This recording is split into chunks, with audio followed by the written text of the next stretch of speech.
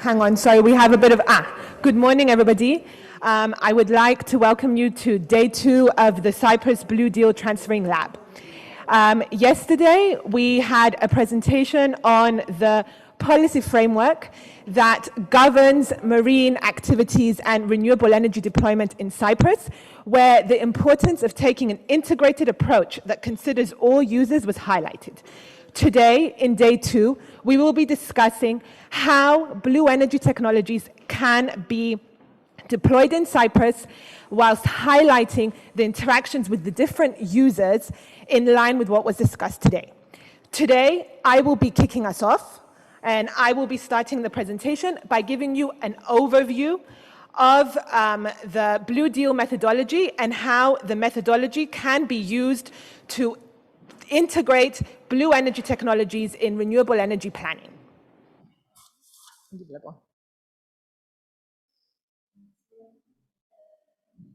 Okay.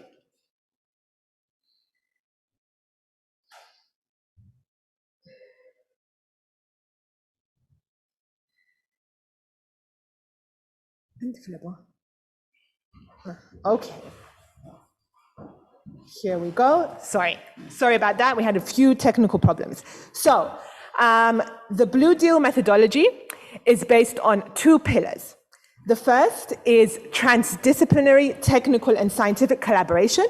And the second and very important pillar is broad stakeholder engagement across the quadruple helix.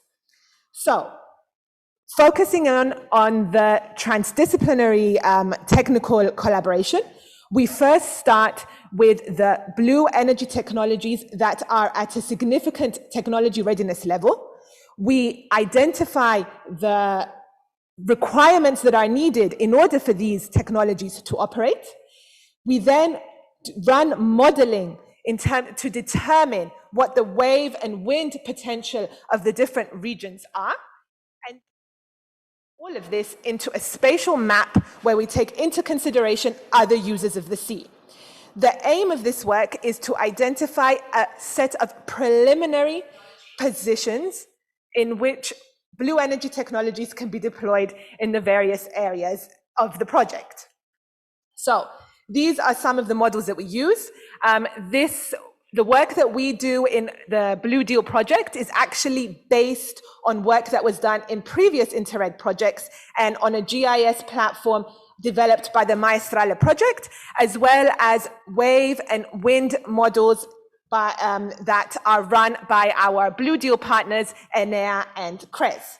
So once we have done all of this and we identify a first set of preliminary positions for blue energy deployment, with that, which is the first step of the process, we then transfer this knowledge through Blue Deal labs, in which we bring this knowledge and open a discussion with the various different stakeholders that represent the other users of the sea, which may include tourism, cultural heritage, aquaculture, and fisheries. We also want to incorporate biological, ecological, and environmental considerations when we are talking about deployment of blue energy. We then present this information to start a discussion with research and innovation entities and industry and small medium enterprises. And of course, we cannot leave out the general public, which will benefit from deployment of these type of energies. So this is what we are doing today. This is the final transferring lab of the project.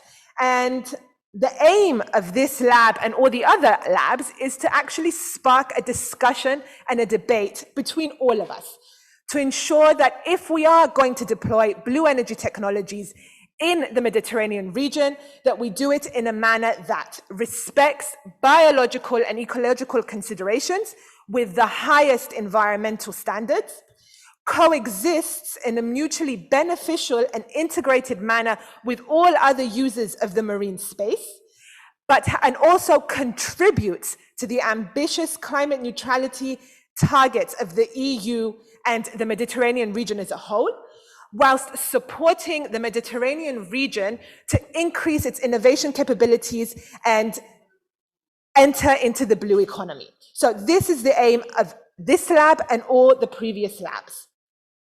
So, what do we hope to gain from this discussion between all of us here today and in the previous days of the Blue Deal Labs? We hope that by presenting you our preliminary data, you will also give us feedback on what you think of our data, maybe and allow us to update our data so that it's actually salient and usable by you. We hope that we will be able to develop synergies with policymakers and researchers and civil society in order to promote the deployment of blue energy in the Mediterranean area. We hope that by identifying a set of policy recommendations, we can actually help the countries in the Mediterranean region to enter the blue technology sphere and develop new sectors and new capabilities. And ultimately, we hope to trigger collaborations with industry and small, medium enterprises in order to foster the blue economy in our region. So this is roughly the Blue Deal methodology. Today, as you can see, what we will be doing is mirroring what I have described. We hope to present you our preliminary results, get feedback from you and from our other invited speakers, telling us how they use the sea in order for us to then, at the end of this session, update our own results. And maybe we might have to change the way that we present our results in a way that is more usable for you all. And at the end of the day, we want to really have a discussion. So today, we are not only presenting our results, but we are also testing this methodology of whether actually stakeholder debate and discussion will succeed. So that is it from me. I will now pass off the baton to the next speakers, should I say, which are Matteo Mccanty and Morena Bruno. They are PhD candidates at the University of Siena, and their research focus is on actually sustainability assessment of blue energy technologies. They will introduce to us the types of blue energy technologies that are currently, well, they're not fully deployed, but they are at a high enough technology readiness level, so that you see these are the ones that we considered in our own analysis, but they will also present us new developments in what is happening in this sphere in order to further promote blue energy technologies. Matteo, Morena, we're all ears. Thank you. Thank you. Thank you. Good morning. Good morning.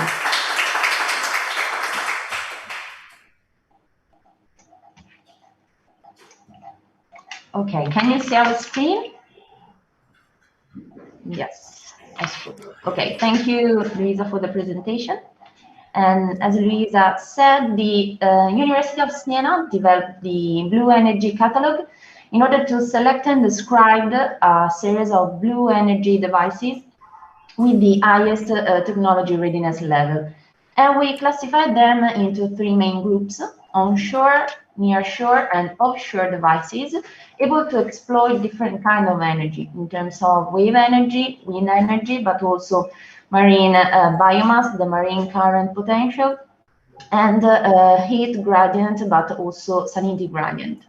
Data refers to existing installations, but in order to better fit the Mediterranean context, we scale down data about physical requirements, technical information, and energy production data.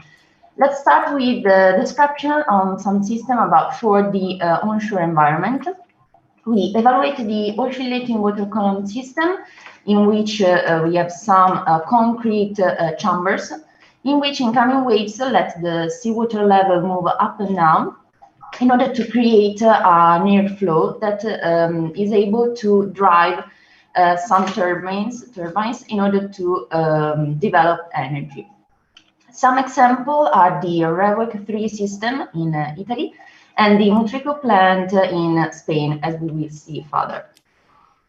Here we reported some information about physical requirements, dimension in this case for 1 meter pier of the system, and the data about energy production. Especially, we put some information about the number of households that could be supported in terms of energy demand. After that, what about the Mccanty plant? It is a system characterized by 16 turbines, an overall installed capacity of around 300 kilowatt, and an energy production of more than 200 megawatt hour per year. After that, another interesting system is the oscillating floater. In this system, we have some floating bodies that could exploit the motion of ocean waves. This system, as the oscillating water column, could be embedded in existing piers or new one. Here, the information about physical requirements, energy production, as we have seen previously. And here, one example, the EcoWave power system in Gibraltar. This plant is connected to the national electric grid since 2016. It is characterized by 8 floaters and overall installed capacity of 100 kilowatts. After that, the near-shore environment. We focus our attention on the Seabed Base Boy. This system is characterized by the vertical motion of the ocean waves that is converted into linear rotational motion through a power takeoff system. This kind of technology could be used in order to create clusters, and we will see the example in Sotenans in Sweden. Here, the information about technical requirements, the size per device, and the electricity production. What about the Sotenans cluster? It is characterized by more than 30 buoys and overall installed capacity of 1 megawatt, and the energy production of around 3 gigawatt hour per year. After that, the offshore environment. Let's start with the oscillating alternator for the wave energy converters, in which the system is characterized by a different number of sections that are connected to each other, and flex and bend as waves pass. There are some systems in the testing phase, for example, the Pelami system, the most advanced prototype in Scotland, but also in Portugal, and another kind of system in Cyprus.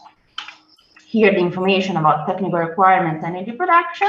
What about the example for the Larnaca Bay in Cyprus? As well, is a system characterized by an installed capacity of 4 kilowatt, and the energy production is around 30 watts per square meter of the device.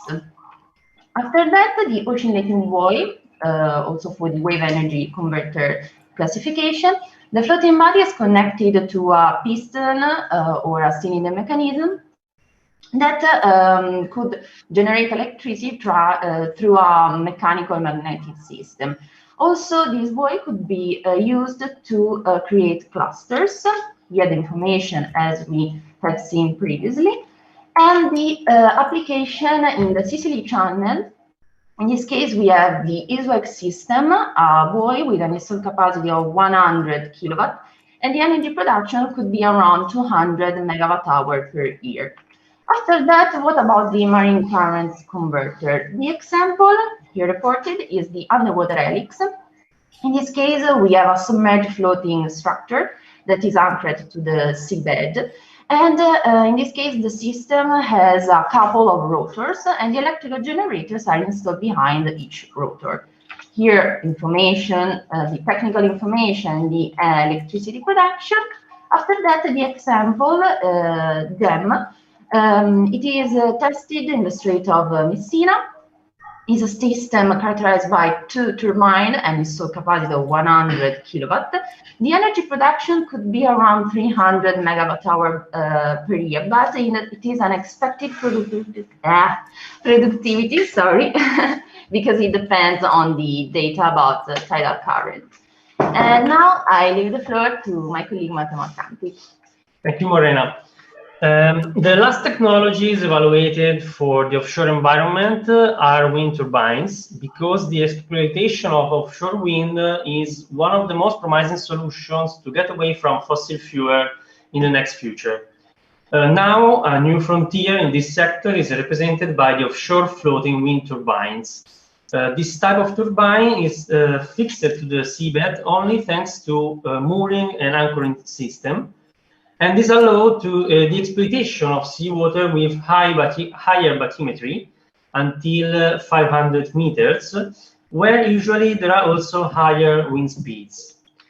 The advancement in literature and research in this sector is higher respect the other blue energy technology that we presented.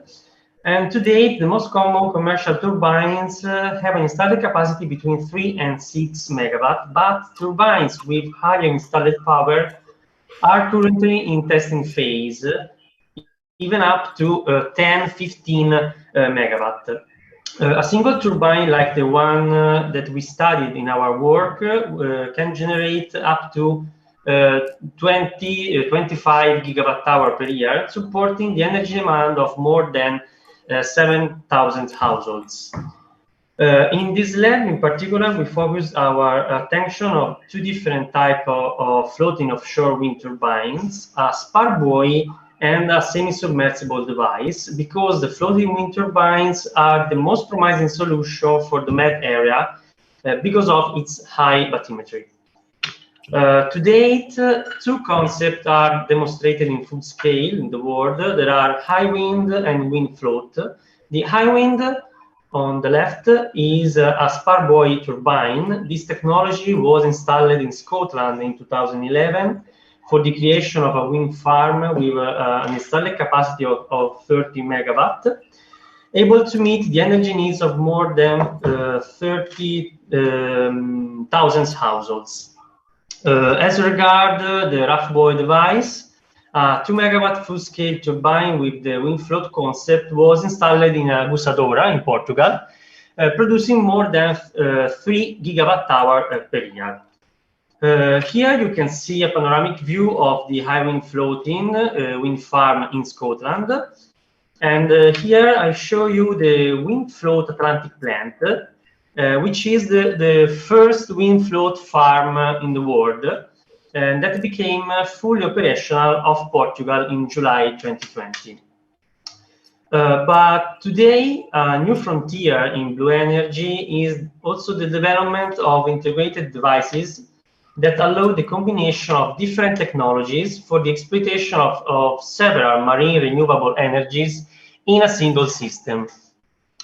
The first example of a hybrid blue energy platform could be this one that integrates three different blue energy technologies.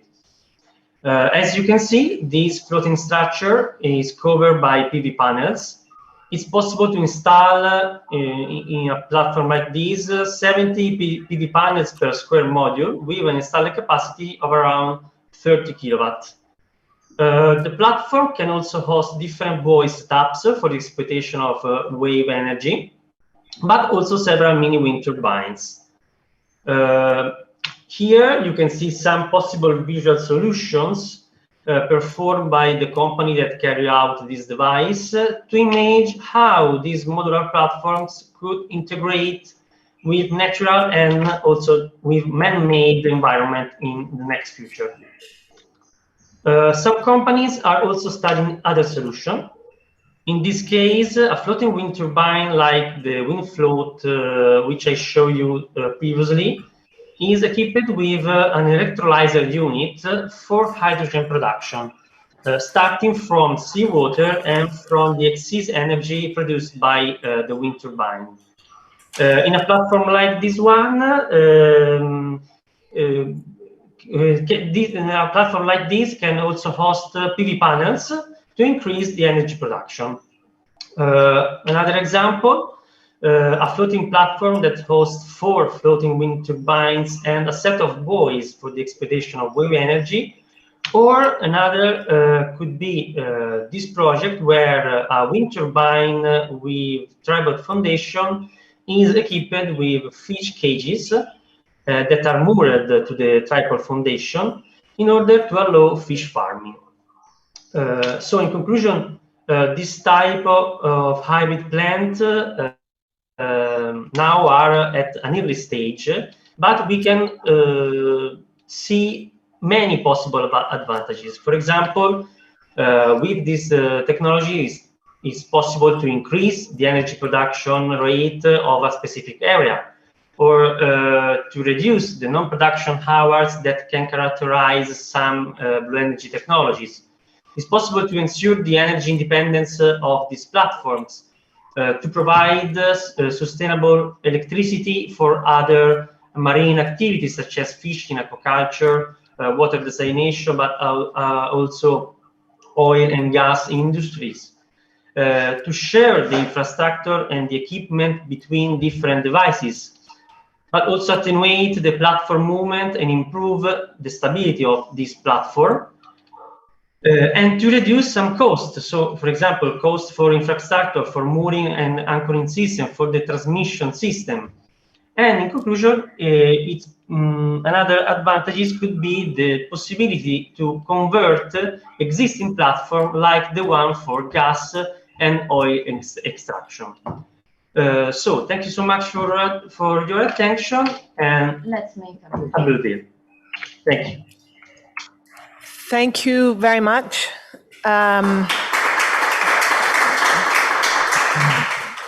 So thank you, Matteo and Morena. Matteo and Morena, as you saw, gave us a brief overview of the different types of technologies that are available and can be deployed across the world. However, not all of these technologies are suitable for the environment of Cyprus. Our next speaker, Federica Di Pietrandonio from Youth Space, will be presenting to us the actual blue energy technologies that are suitable for Cyprus, the positions that they could possibly be deployed in, and will give us an overview of the methodology that was used to come up with these positions. A quick word on Federica. Federica is an architect. However, she has extensive experience in environmental planning, marine spatial planning, and sustainability assessments. Federica, good morning. Thank you. Good morning, Luisa. Thank you for the nice introduction. I'll start trying to share the screen and see if it works now as it worked before. Just one moment. What happened? Why it doesn't? Well, while I try to open the presentation, I would like to thank you for the introduction and thank also Matteo and Morena. Oh, can you see my screen?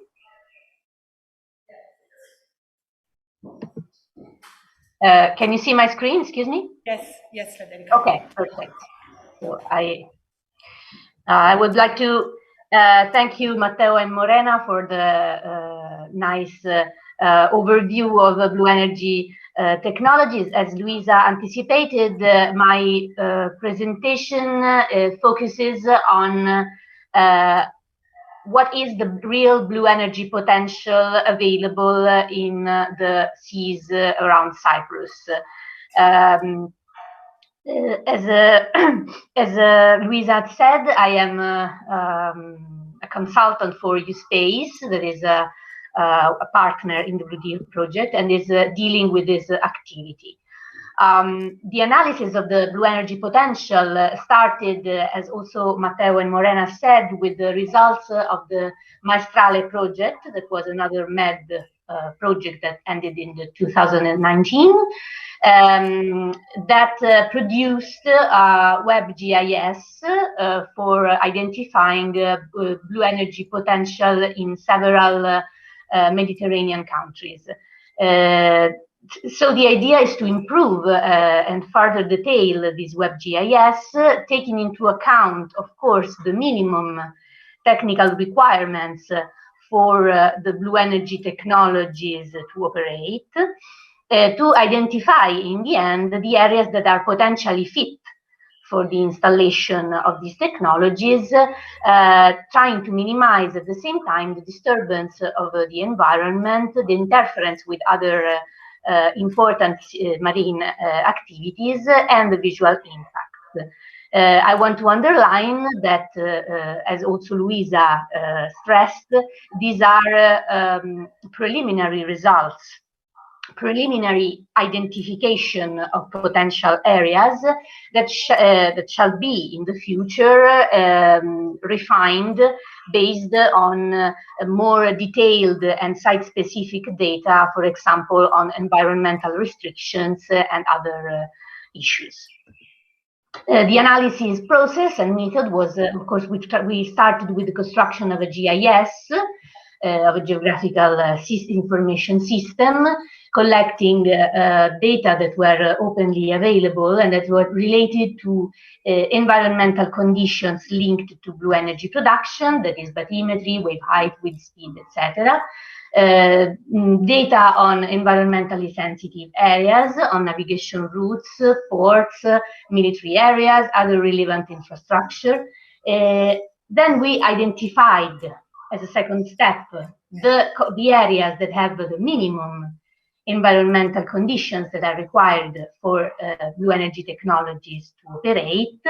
We excluded the areas that were environmentally sensitive or were interfering with navigation, etc. So we fixed some exclusion parameters that vary according to the type of blue energy technology. And we, in the end, as I said before, we identified potential eligible and pilot areas.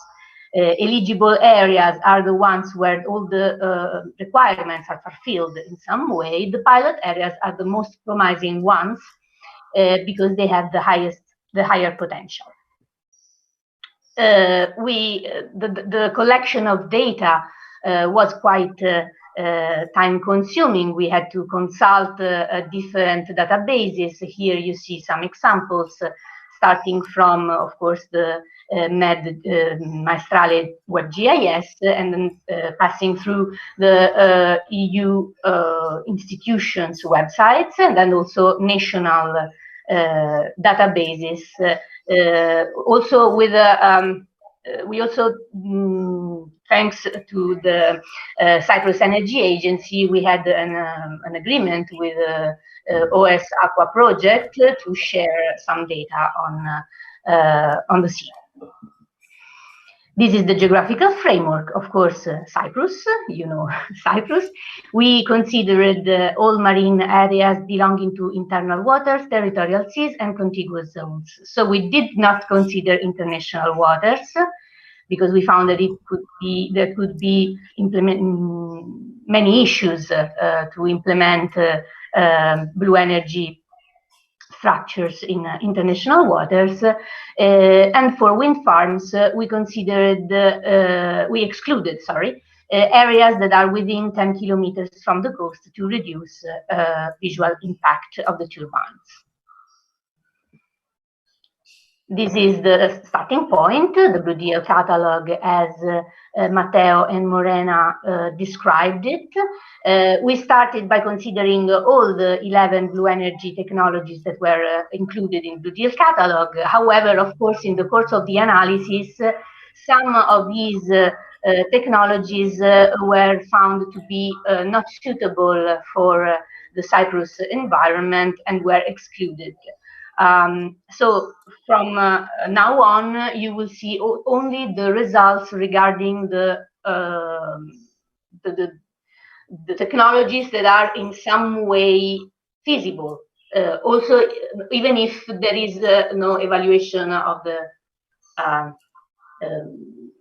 appropriateness or the or economic considerations or nothing. It's just a physical requirements of the areas. We start from the onshore installations, so oscillating water columns, oscillating floaters, overtopping breakwaters, reverse electrodialysis, and seawater heat pumps. So not only wave energy, but also some other kind of wave of blue energy that is not that is installed onshore. In this case, for example, the overtopping breakwaters, you will see they are not included in the following slides because we could not find any area in Cyprus with the suitable characteristics. Let's start this. I will go through all the steps that led to the definition of the pilot areas. However, after the first example, I will go a little bit quicker because as you will see, the methodology is always basically the same. what changes from one technology to another is, of course, the parameters that are to be considered. For example, for oscillating water columns, the first step was to intersect in the map the areas with the bathymetry suitable, that is between 15 and 3 meters below the sea level, the water.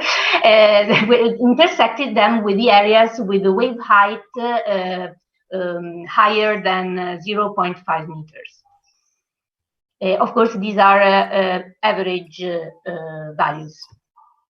This is the second step, that is thinking about environmentally sensitive areas. We considered natural protected areas, that is basically marine protected areas under the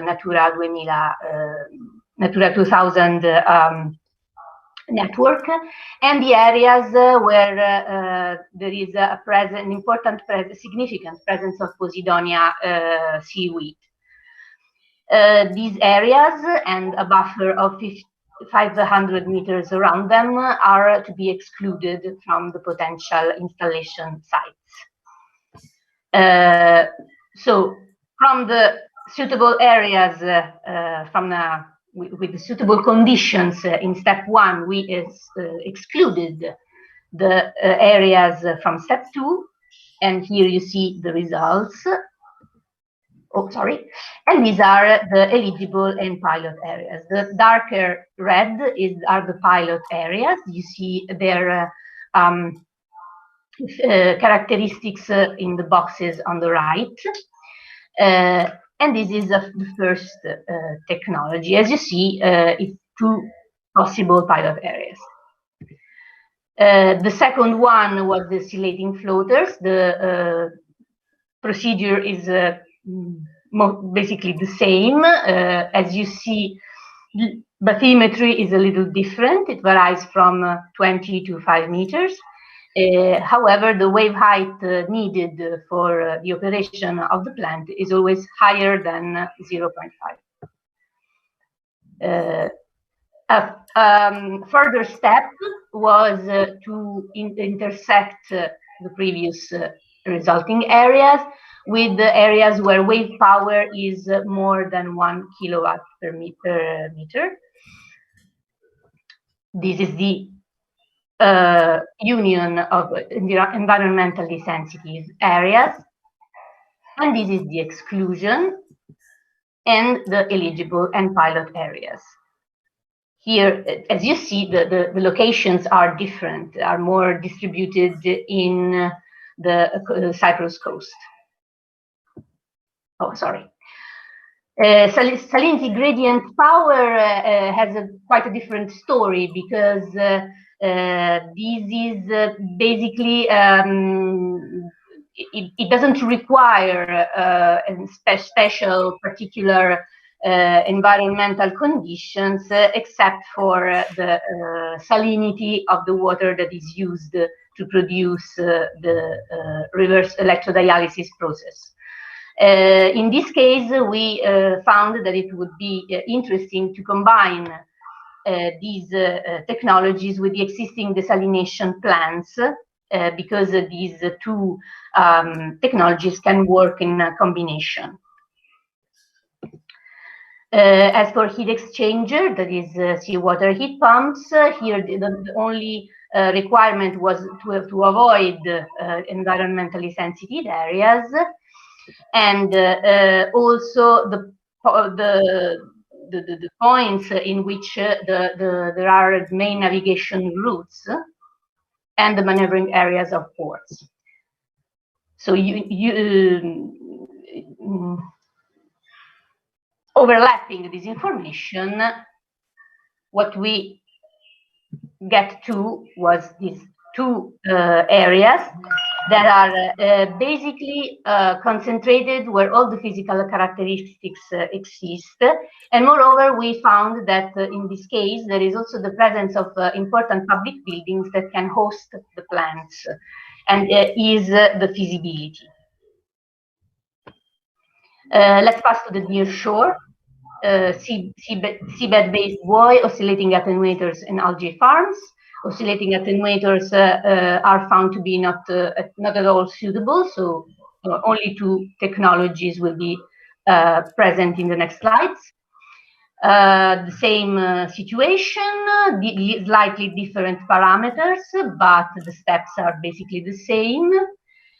And here we have the union and the exclusion and the eligible and pilot areas. For the algae farm, also here the procedure is similar. Okay. And here is a possibility of location of algae farms. As for the offshore wave energy, we have the oscillating buoys, tidal current turbines, and offshore floating wind turbines. As it was rather expected, tidal current turbines were not cannot operate in the Cyprus environment because there aren't the basic conditions. So we will talk about basically only oscillating buoys and offshore floating wind turbines. Oh, sorry.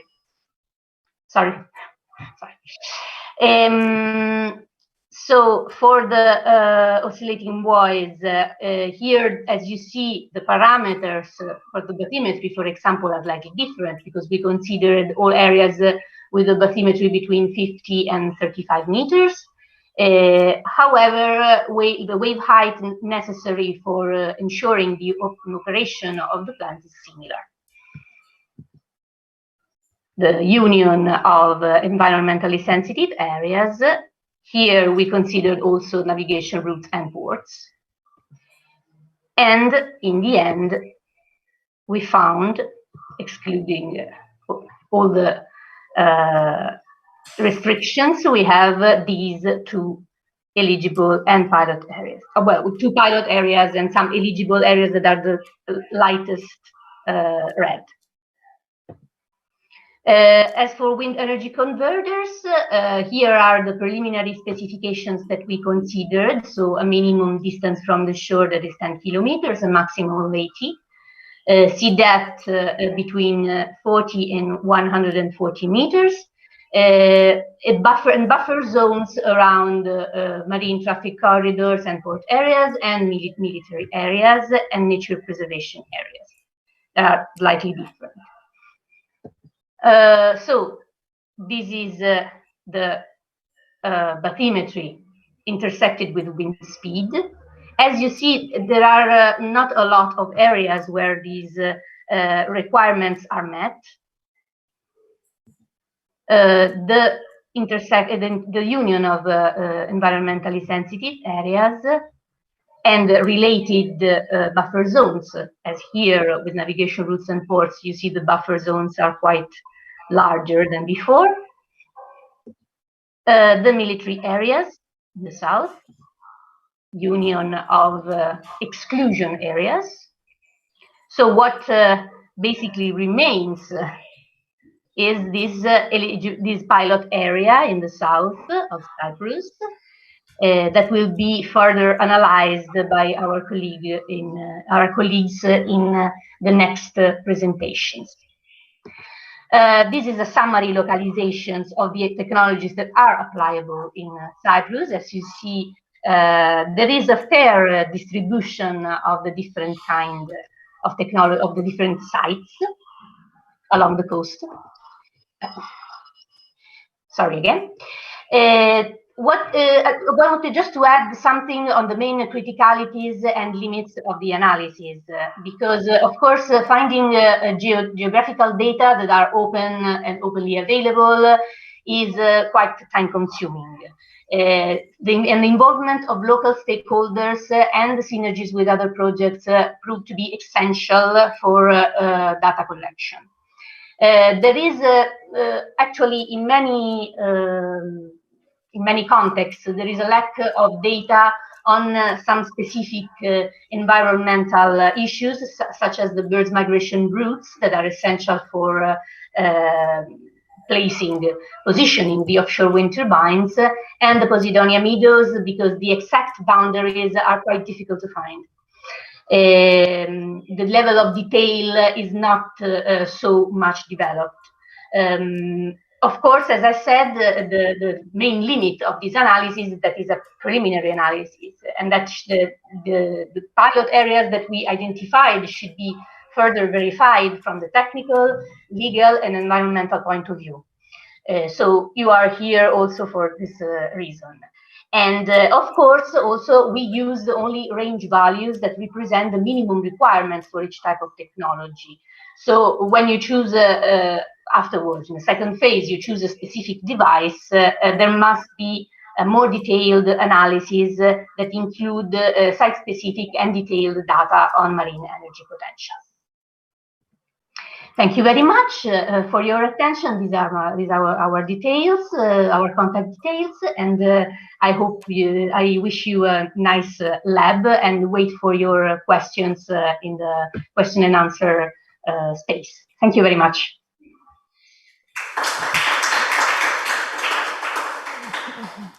Thank you very much, Federica. So as you saw, Federica gave us an overview of which technologies are applicable in Cyprus in terms of an environmental point of view. However, that is just one aspect. There is also the aspect of deployment and actual integration into our grid. So our next presenter, Mr. Hervoje Stancin, who is a researcher and PhD fellow at the University of Zagreb with a specific focus on energy planning and energy transition strategies, will actually present to us what is a preliminary results, capability of the Cyprus grid to take on board and integrate these types of technologies. Hervoje, good morning. The floor is yours. Thank you. So you see my screen, right? Yes. Everything is working right? Okay, I will start. Thank you, Luisa, for the introduction. My name is Hervoje Stancin, and I'm a PhD student in the University of Zagreb. Today I will give the presentation about the possibility to include blue energy sources into the Cyprus energy system. So to start, first important thing is input the data that we are using for simulation. We've built a reference scenario for the year 2018, since this was the only year at which we had enough data to provide this reference scenario. Mainly, we've used the Cyprus Integrated National Energy and Climate Plan for the period 2021-2030, because it gives us a reference case, which is now, and also it gives us the plan and view in the future how it should be or how it's planned to be. Already Mr. Spiridos yesterday presented this document. So the most challenging task is always to build a reference scenario and validate it against the real case. Here you can see the data regarding the electric demand and also the heating and transport sector. For transport sector, we had quite good data and quite precise data, so this was not a problem. The same is for the electric demand, but the most challenging task was to modulate the heating sector, because I'm still not sure, but I think that a lot of data which were given in this strategy are actually combining the heating for the residential and industry uses. And so we take this data as a whole. We didn't make any division. This is a little bit of a problem because it's quite hard to validate the scenario in this case regarding the CO2 emissions and primary energy supply, but it gives us a good enough view how is the system interacting at this moment. So the most important thing for our task here is to validate the energy sector, energy power production values.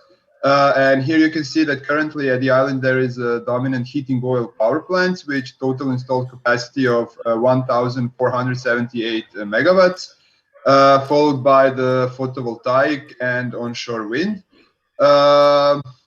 In the reference case, comparison between the reference case and energy plan values, you can see that the model is validated at quite satisfactory level, because the differences in referent values and obtained values from simulations are greatly correlating. But it's important to emphasize that island is at the moment isolated energy systems, which limited penetration of renewable energy sources, or at least penetration of renewable energy sources of some greater scale, which are necessary to carry out energy transition. Yesterday, we already also heard that interconnections are planned to be built, but we are still not sure if they are going to be built or not. But one thing which is important is that by 2030, goal is to switch from heating oil power plants to natural gas power plants. Not completely, but at as highest as possible level. This is a good strategy because natural gas is often used as a transition fuel, but also it's quite good because the efficiency of natural gas power plants is significantly greater compared to the heating oil ones. So for the Blue Deal scenario, we've considered the following.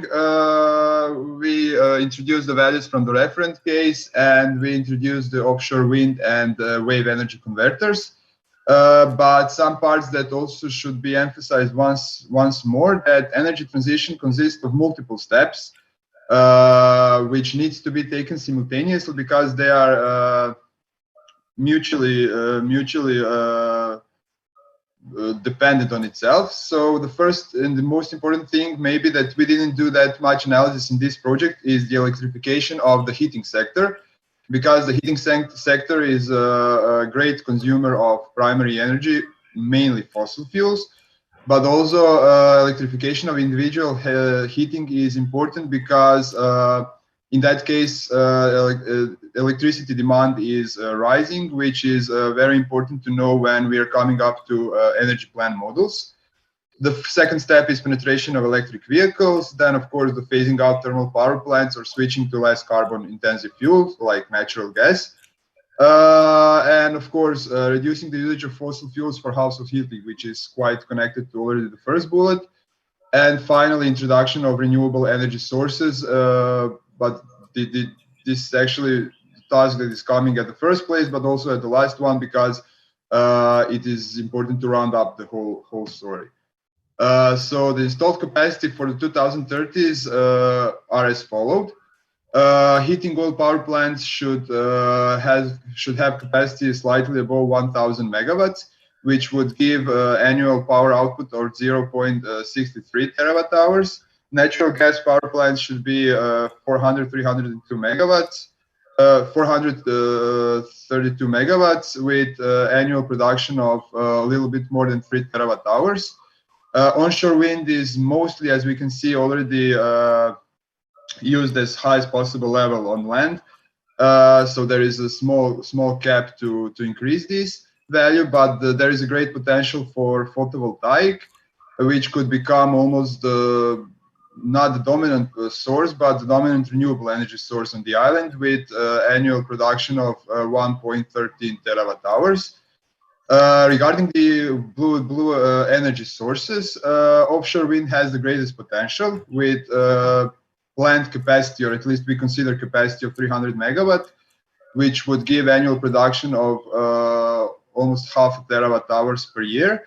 And for wave energy converters, we consider the capacity of 30 megawatts, even though this is quite not feasible, at least not at the moment, because the technology is still not in this scale of commercial readiness. And also the production, as you can see, is almost negligible because this is all together mutually dependent, because there is a small load factor currently at the sites that are potential for wave energy, but also the wave energy converters are still not developed for the Mediterranean cause. And one thing that is quite important is that if the island remains as isolated system as it's now, then it's not possible to integrate all these renewable energy sources or these intermittent variable renewable energy sources. So it's necessary at least to provide the interconnection capacity of 1,200 megawatts. In that case, we can achieve the system stability, but the import is not that big regarding the electricity, but it offers an opportunity to export excess of electricity production. So interconnection is definitely inevitable case for the Cyprus Or if it's not interconnection, then it should be some forms of storages. But even though it's not my field of expertise, but in my opinion, I think that interconnection might be the cheaper and better solution, because not only that offers the system stability, but also it offers the opportunity to export the electricity. Here you can see the locations which were considered for the offshore and wave energy converters. This is already something which was shown by Federica. How we modeled the offshore wind farm and wave energy converters. We considered that the nominal capacity of one turbine is 6 megawatt, which required the area of 3 square kilometers. These turbines could be with higher nominal capacity, but we've played safe, and we selected the one which is available at this moment. Offshore area suitable for wind farm is quite high, quite big, but even though we considered only 300 megawatt of the capacity total to be installed, due to this thing with system stability, but also due to some economic assessment. Estimated electricity production in that case is 0.5 terawatt hour per year, with average load factor of 80%. This is quite low load factor for offshore wind, but you will see this on the next slide. Why is that? In case of wave energy converters, total capacity is assumed to be 30 megawatt, 10 megawatt for each considered most prominent technology at the moment. This is oscillating water column, Seabed Base Boys, and onshore floaters. Estimated electricity production is really small, 0.01 terawatt hour, with average load factor below 2%. Here you can see the curve for electric demand. You can see that the demand is more or less stable during the year, with a slight increase during the summer period, which is basically due to the touristic activity. And also it's a little bit higher during the winter periods due to the usage of electricity for heating. Here you can see the production curve in 1 year period for the offshore wind. This is the part. You can see that 300 megawatt is the nominal installed capacity for the wind farm, and this is only reached in few times per year. So basically the wind turbines are working all the time at 1/3 of their capacity, or even lower. So in average this gives 18% in total. This is quite low for offshore wind, because if you remember who was present on our previous lab, the load factors for Croatian, Albanian, or Maltese side, and for Crete, of course, were much greater. Here is the production curve for wave energy. As you can see, the potential is really small. Especially this is a problem during the summer period, when the electric demand is increased, but the power output from wave energy converters there is no power output from wave energy converters actually. So this is really not promising situation for wave energy converters, and this is something which may cause a lot of problems for grid stability. Here you can see the summarized production from renewable energy sources. As you can see, the photovoltaic is the dominant renewable energy source by both installed capacity and power output. It is followed up by offshore wind, which could become, in case that it's selected for deployment, which could become the second most important energy source on the island. While then this is of course followed by onshore wind, where values are correlating, and you can see the load factors for offshore and onshore wind are quite similar. And of course, then you can see the production from wave energy converters. Yeah, okay. Now you can see the share of energy sources in electricity mix if renewable energy sources are deployed at this level as is planned for 2030. Introduction of natural gas greatly reduces the usage of heating oil, which is very beneficial. During the April-June period here, you can see that the heating oil is almost completely phased out, and there is no need to use it. This is due to the fact that photovoltaic production in this period is starting to rise, and since we still have the tourist season is not starting at this moment still, then it's enough to be covered by the renewable energy sources. But when it goes to the summer months like July and August, or still even September maybe, then the heating oil power plants are necessary once again to cover up these differences. Offshore and onshore wind are equally contributing to electricity production. And here we can see one quite important thing when it comes to the deployment of renewable energy sources, and it should be especially watched out during the winter periods, because you can see here that when the photovoltaic production is really low during the winter period, then the usage of heating oil and heating oil power plant is rising quite significantly. And for this reason, when it's coming to energy planning actions, this should be really taken into account, because it has quite big influence on the whole system. And of course, this is modeling the system on when it's reaching its peak, and this is during the summer months, as I already said. Here you can see the fuel consumption by energy source this 2030. An introduction of natural gas can reduce the total fuel demand for about 2.5 terawatt hours on an annual basis. This is due to the fact that efficiency of natural gas power plant is for about 10 to 15% higher compared to the heating oil power plant, even though this doesn't need to be the case in all the time. I would also like to emphasize that natural gas is really good transition fuel, but it cannot help in achieving full decarbonization of the island or the full energy transition to 100% renewable energy system. And of course, for this reason, it is important to take into account once again this interconnection, but also it is important to consider the installation of blue energy sources, even though they are not economically satisfactory enough at this moment. But due to the land limitations, which is on the Cyprus since it's island, blue energy sources should be considered for the future. At least offshore wind, which has some remarkable potential, which cannot be neglected. And at the moment, of course, the main concern for full decarbonization is, beside energy sector, is also the transport sector. But we all know that this can be only solved by introduction of electric vehicles, and this transition is already happening at the moment. So this problem is solved in 10 to 15, 20 years from now. The fleet on the street will probably mostly composed of electric vehicles. And here you can see the rest share of the production. Currently, renewable energy sources, photovoltaic and onshore, are producing 0.46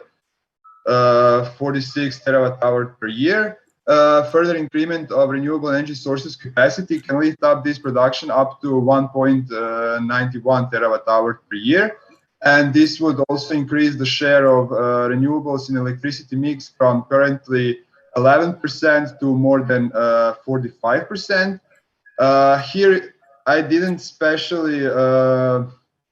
make some discussion about the share of renewable energy sources in the primary energy supply. And this is due to that fact that when we were modeling the reference scenario, we saw that there are still some differences in this primary energy supply, which is most probably due to some data limitations regarding the consumption of fossil fuels for industry sector.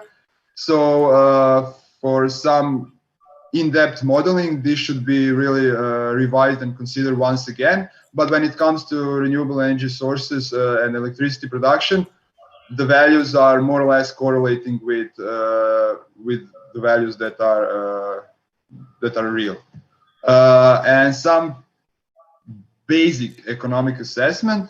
Here you can see that we consider the investment cost for offshore wind from data set for energy planners.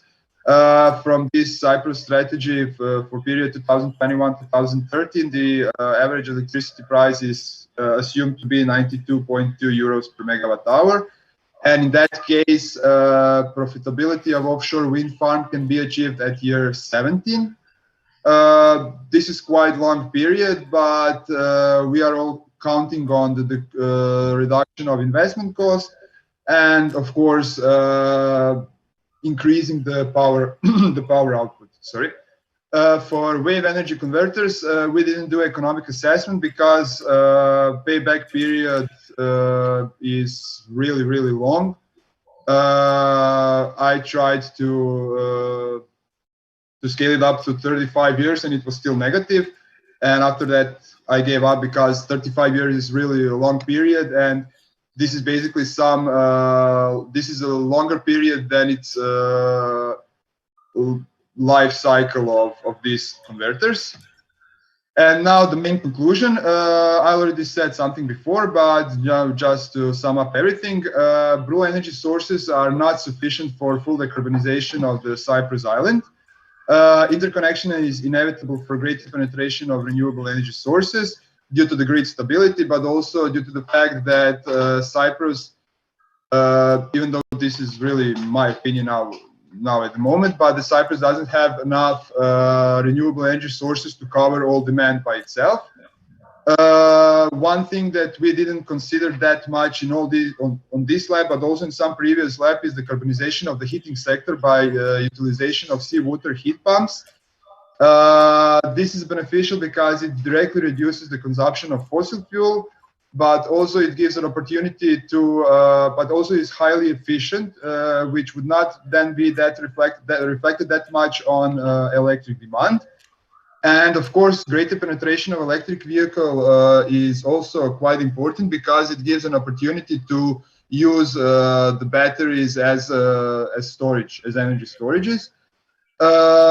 And once again, blue energy sources are necessary to increase the share of renewable energy sources in primary energy supply and electricity mix due to the land limitations. And I think that there are only viable solution, even with the more than 300 megawatts that we consider in this analysis, to utilize to increase this power production from the land and from the land and to achieve energy independence.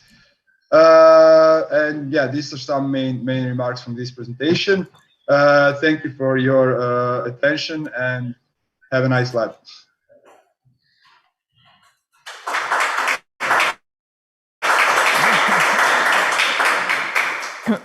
Thank you, Hervoje. I take from your presentation that offshore wind is an option. Floating offshore wind is improving as we go on. It is in line with the EU's offshore strategy. So I do think that we definitely need to consider it and watch this space. Following on from this presentation, we will have Dr. Ricardo Pulcelli. He is an architect with a PhD in environmental sciences and has studied and developed methods and models for sustainability assessments of various different systems and sectors, including blue energy technologies. Ricardo will show us that if we do go ahead and include blue energies in our energy mix, how they can actually help us achieve our carbon neutrality aims. Ricardo, hello from Cyprus. The floor is yours. Thank you, Luisa, for this introduction. Hope you can see my presentation, my screen. Yes, we can. As said, I will show you at first a sort of wrap up of what you have already seen during this lab. All the Blue Deal project partners made a contribution in a WOW methodology that was also mentioned before by the hosting partner, by Luisa, and now you can understand better how it works. It is based on the combination of different information and data concerning the potential of marine energy, as well as the restrictions such as physical constraints, regulatory frameworks, and overlapping with other marine activities. And also it takes into account the requirements, basic requirements of the technologies and their potential to be installed in different contexts.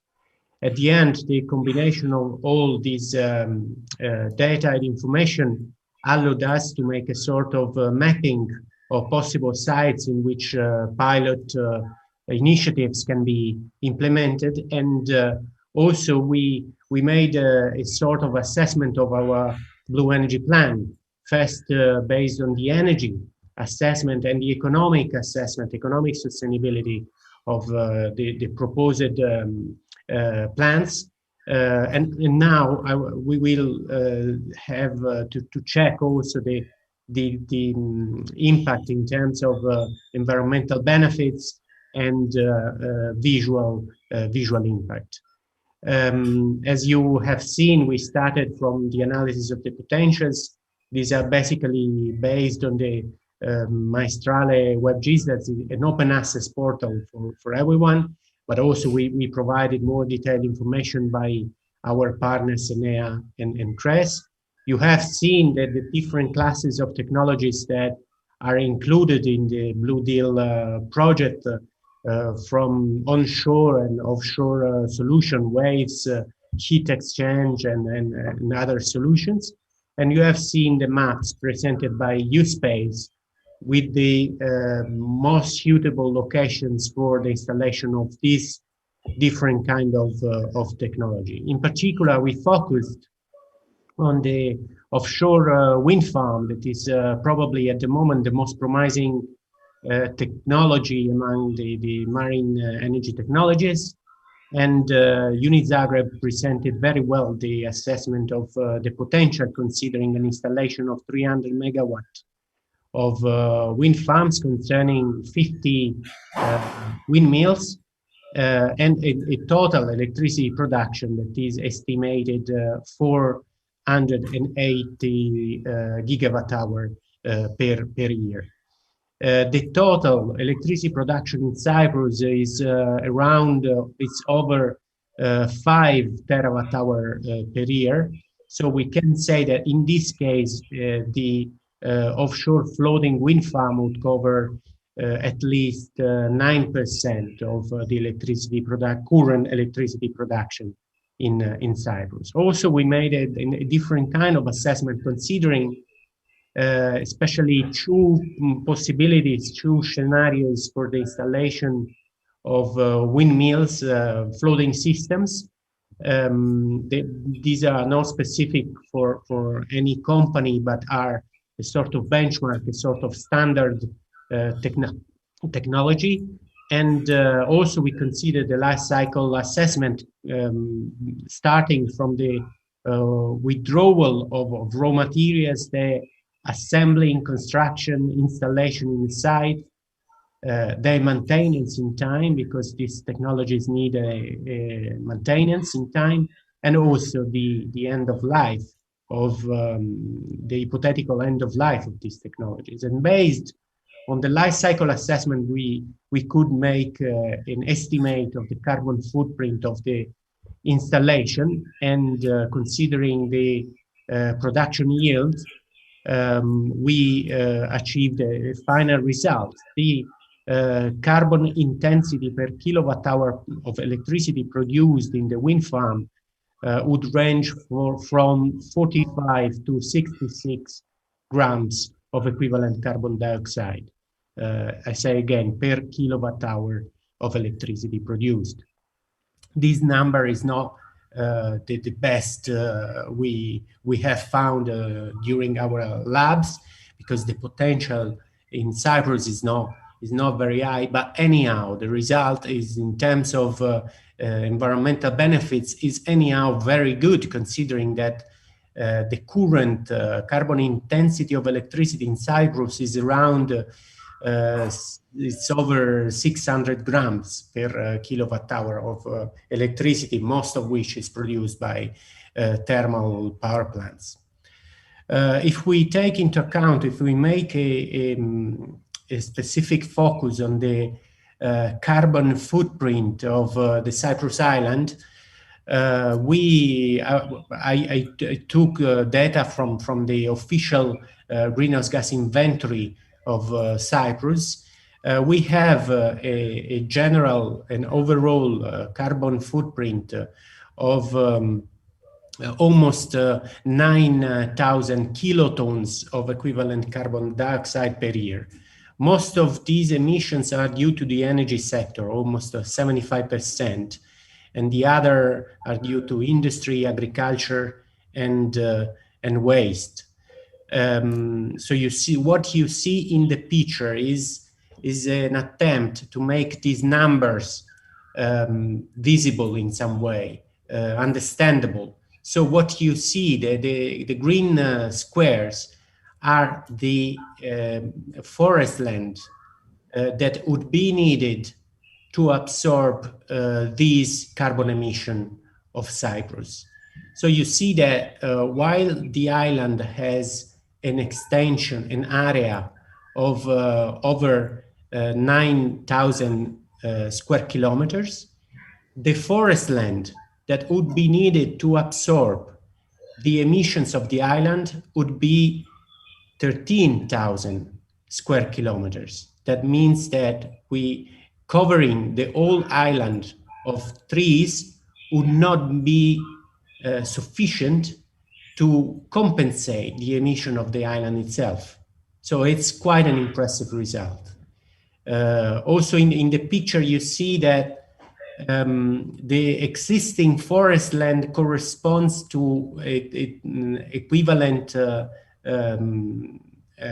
area of 650 square kilometers, and it's a very small part of the forest land that we should decrease or at least compensate to become carbon neutral by 2050. So if we focus on the carbon footprint of just electricity production, what you see there is the forest land, 5,000 square kilometers is the forest land that would be needed to compensate the impact of the electricity production sector. The impact would be 3,400 kilotons of equivalent carbon dioxide. Most of this impact is due to thermoelectricity. If we implement the offshore floating wind farm, as we suggest in the Blue Deal plan, we would avoid that portion of this forest land. You have seen from the presentation before that, of course, the blue energy technologies are not enough to make the energy sector in Cyprus sustainable, but they can contribute in a very interesting way. This is only one part of the game, but they can play a very important role starting from this floating wind farm. So at the end, I would say that in the horizon 2030, so in the short term, renewable energy sources will play a very, very important role to achieve the European goal of carbon neutrality, and offshore wind will be can be part of this scenario and can provide a very important contribution to this. Energy saving policies for energy savings are, of course, very important, both in terms of implementation of technologies like energy saving in buildings, but also in terms of behavioral change. So in changing the behavior of people and their awareness about environmental impact. It remains an important part of the economy based on fossil fuels, but in the long-term perspective, 2050, we have to imagine that we should plan a transition to an electric system, a fully electric system, like, for example, with the electric heating in buildings through heat pump, even based on seawater, if that is a good option. and the implementation of other renewable energy sources, including wave energy converters. You have seen that wave energy converters are not such effective technologies. The payback time is not good enough. And at the moment, they are not a good option, but we can imagine that the technology readiness level of these technologies will increase with much increase in the next years, and maybe in 10, 15 years, they will be a reality and a consistent, important contribution to the goal of carbon neutrality to be achieved in 2050. Now, another important aspect of the blue energy technologies is that we are in the Mediterranean Sea, and we have to be careful of the landscape and visual impact of these technologies. You see here, you can see thousands of images of the Mediterranean that looks like amazing postcards in Cyprus as well. But at the same time, we have to keep in mind that the Mediterranean is also this. We are not living in an amazing lake in the mountains of Switzerland, but the Mediterranean hosts 500 million people from 24 countries, and it's a productive area. And there are productive and important infrastructures that we are used to see in our marine landscape, including oil and gas platforms, including cargo harbors, including refineries, industries. Also tourism has an impact. We know some eco-monsters, but also in general, tourism has an impact that cannot be neglected. So what is the problem with blue energies in this context? Blue energies provide the opportunity to replace this kind of ugly landscapes, ugly infrastructures into something that is different, is productive, provides an economy, support an economy, and can be part of the Mediterranean landscape as we know it. Of course, what you see here are just a few suggestions.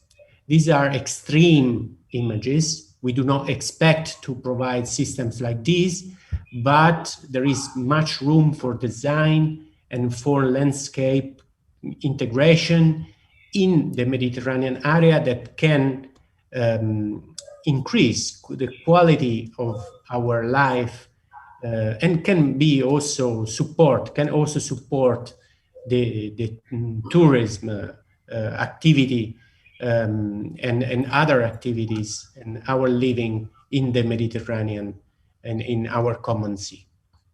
So thank you very much for your attention. And I'm available for question if you like. And thank you again.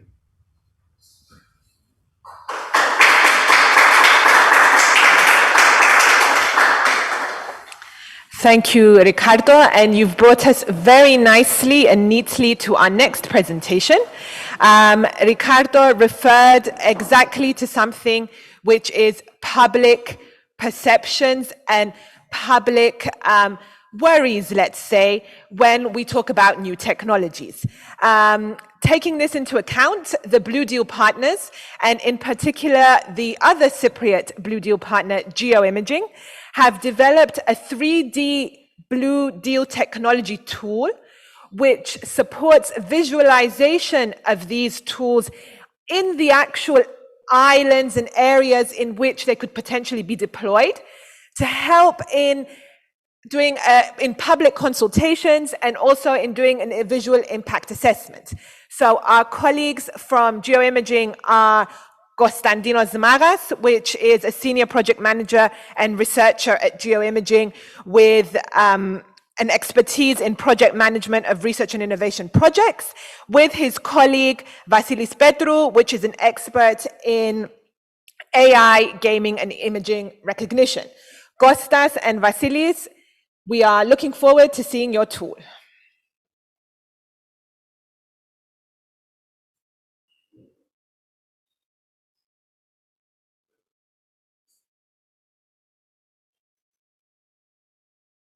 Kostas and Vasilis. Hello. We cannot hear you. Ah, that's why. You're on now. We can hear you.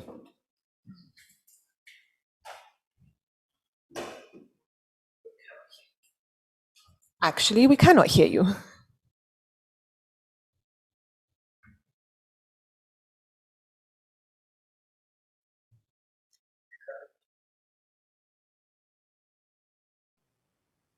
Okay.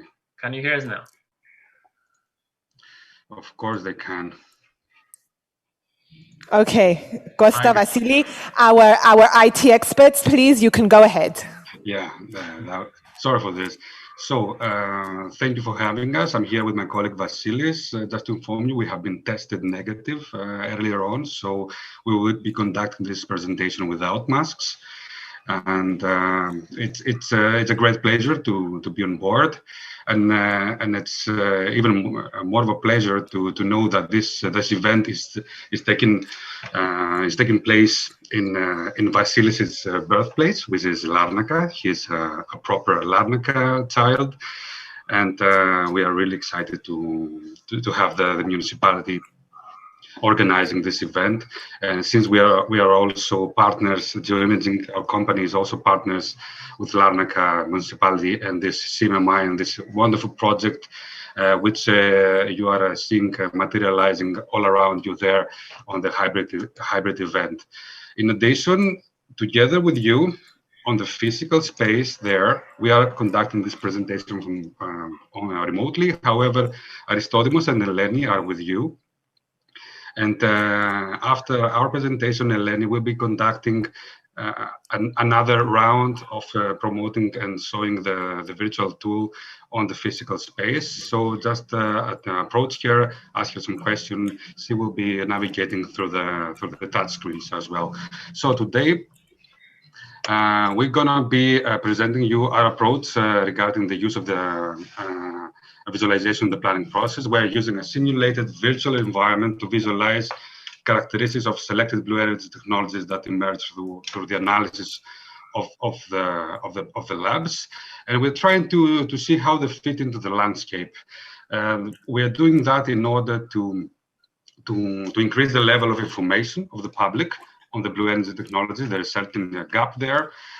We are trying to provide an interactive tool in order to increase the engagement levels, so the public starts to feel that they have an ownership of the technologies. And of course, to kick off the debate. The more transparent a process is, the better.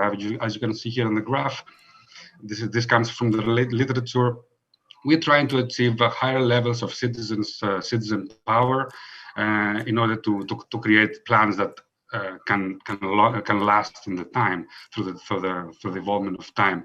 So the higher you are on the ladder, the more the citizen feels that is in control of the changes. And as a last section, we're trying to introduce first elements of visual impact assessment process, which is an inherent and very integral part of every environmental assessment when it comes to adopting new technologies. We are not running the full exercise here. It's quite a demanding and very complex exercise. However, we will be showing you how those technologies fit into selected areas in order to start the discussion and to view how this will look like in the future. Are there the limitations to what we do visualizing the technologies? Of course there are. We are aware of that. What we are presenting you here is our way of perceiving the world using tools. And of course, there's a lack of information when it comes to the technologies. And there's a challenge to obtain the raw data in order to build the photorealistic environment for which the public will be called upon to provide assessments. Because an integral part of the visual impact assessment process is that the public steps in, views the result, and then provides feedback. And then, of course, this feeds into the results. The designs are becoming better and better. Another limitation, of course, is that there is no accepted methodology of how to use these visual stimuli in order to produce plans that are accepted. And of course, the subjectivity. I know that Vasilis has a very different perspective of how something should look like, and he has an engineering background. I have a social and economic background. We view the world differently, and then it's the better way. The best way is to merge our views in order to create something that is more sustainable. Speaking of that, this is definitely not the way that the sea bottom is represented, and this King Kong tropical island is nowhere to be found in the Mediterranean Sea. Those are just designs. And of course, as very, very nicely we had Ricardo said before, it's a qualitative judgment. It's based on the human appreciation and what interacts with the landscape in a nice way or not.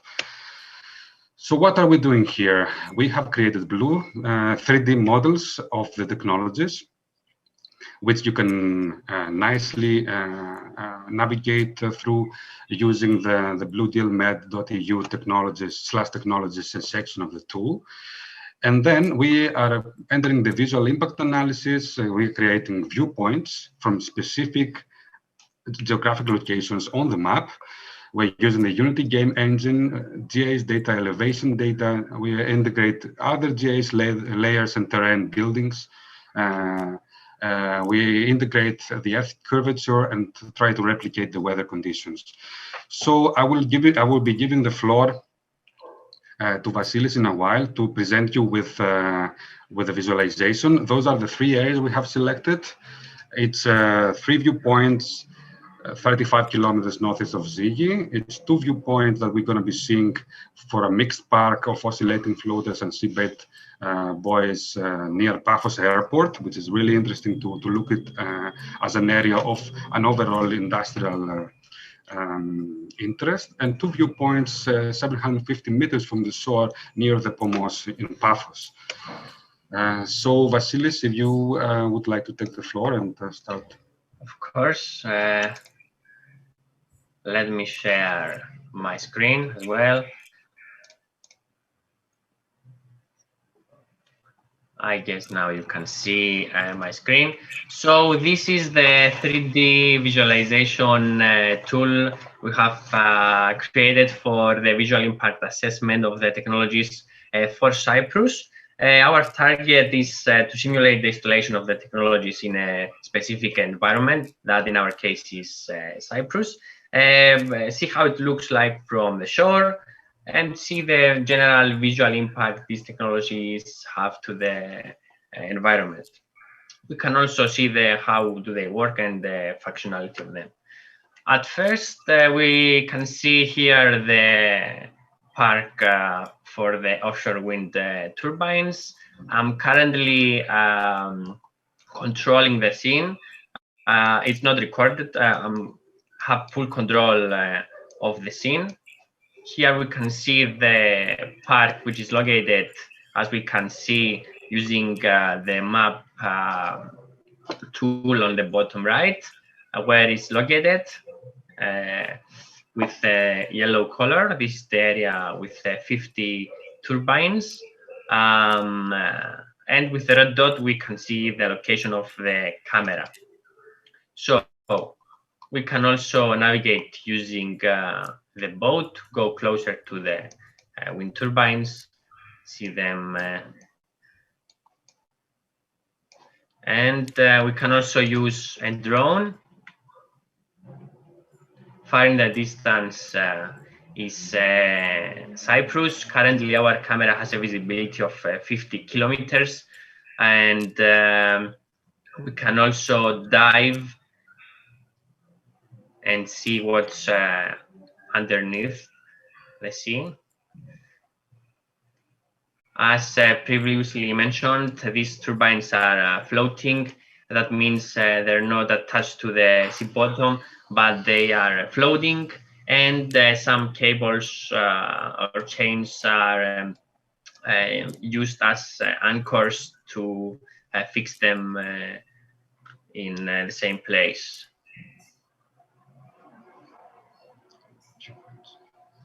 Now we can also see the view from the shore. That is very important to see the visual impact. the technologies. Before going to the shore, let me mention that there are also some information in this info button on the top left, where you can see some info about the technology. And of course, let's start with our first viewpoint from the shore. This is a known hotel near Mazotos area. On the map, it's on the red dot, here where my mouse is. The distance can be seen with this panel on the bottom left. The average park distance from here is 37.8 kilometers. And of course, this is the view using a wide angle lens. We can, of course, assume that if we have binoculars or a zoom lens, we can zoom in. Far in the distance, we can see these technologies, assuming perfect weather conditions. And of course, if the visibility of the atmosphere is lower than 37 kilometers for this occasion, you couldn't see the wind turbines. Let's go to the second viewpoint. This is from an area near Zigi, using a wide angle lens. And if we zoom it enough, the top of the turbines are visible if the weather conditions allow it. We also calculate the earth curvature phenomena for visualizing this scene. As we can see on the bottom left, 93 meters of the turbines are submerged, let's say, deep in the horizon because of this effect of the earth curvature. The distance from the park is 43 kilometers. And finally, this is a very well-known location in Cyprus. This is Pharos in Pervolia. And we can see in the distance the wind park with enough zoom. The distance from here is 39.8 kilometers, and the location, of course, is here. So this is everything for the wind turbines technology. We can now proceed to wave energy technologies. That the first one is in Paphos near the airport, and the second one in Pomos, Paphos as well. So this is the first scene near Paphos airport. This is the red dot about for the location. And we have a park of total 100 units, 50 units of oscillating buoy, and 50 Seabed Base Boy units. We can also navigate using our boat here. And of course, we can dive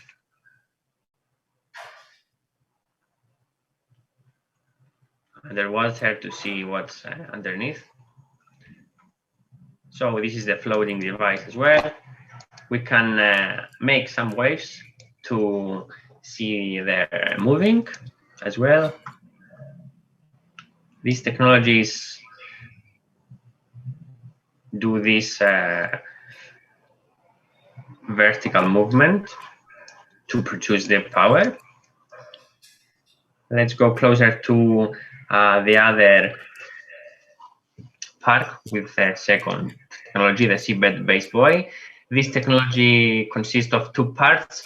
The first is the buoy that is floating on the surface of the sea, and the second one is the generator that is fixed on the sea bottom, and using the vertical movement creates power.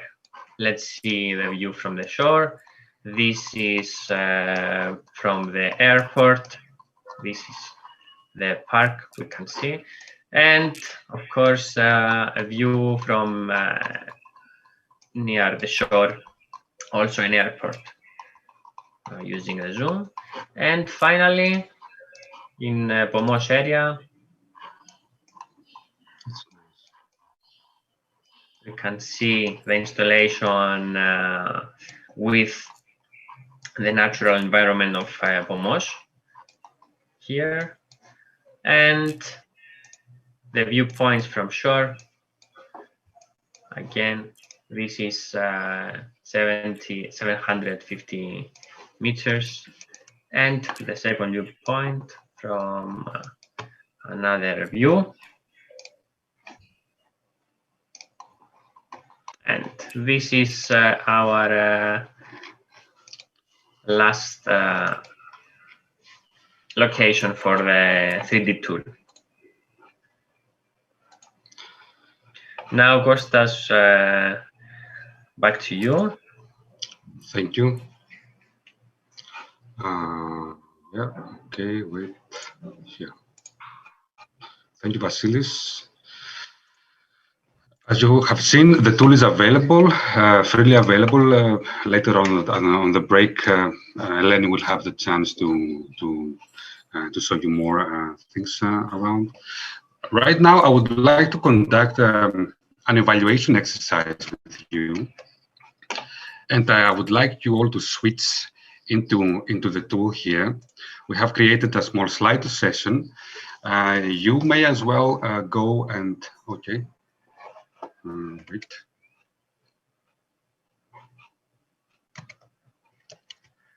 Sorry, full screen. Yeah. Κλείσε το share. Κάνει stop και ξανά. Yeah, sorry for this. Διάλεξε όλη την οθόνη. Βασίσαι, πάντα share. Good. So, just grab your smartphone now and scan the QR code, or connect to the link that has been provided to you through the chat or through the agenda.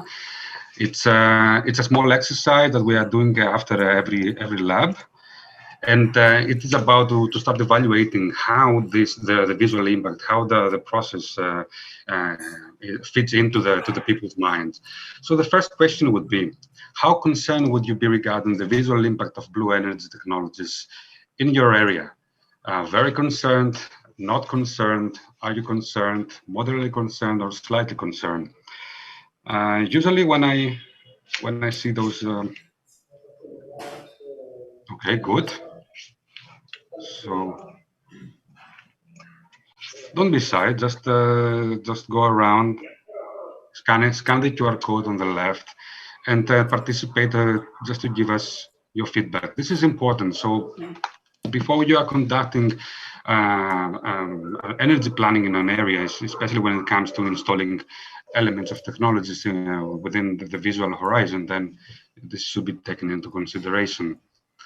Okay, so the not concerned is gating pace, which is with a striking result actually compared to the other labs that we have been conducting. Okay, so we have right now 18 people participating. Okay, good. I think this is a good chance here to move forward. We will be running out of time. We have been particularly enjoying this kind of exercises here in with the project, because this allows us to bring the people within the room and the people start discussing with us. So moderately concerned, and not concerned. So there is definitely very concerned is 41%. So this is something that totally has an effect on people. So how important do you think is the visual dimension, such as the 3D modeling we have been presented, as a tool to inform participants during a blue energy planning process? So what we have been doing here, has it been useful to you? Did it provide something that makes sense? The voting starts now.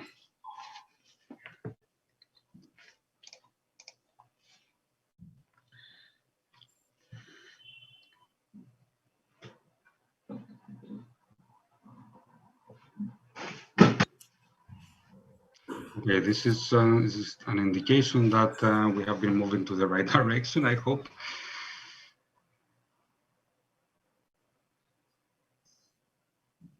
This is great. Okay.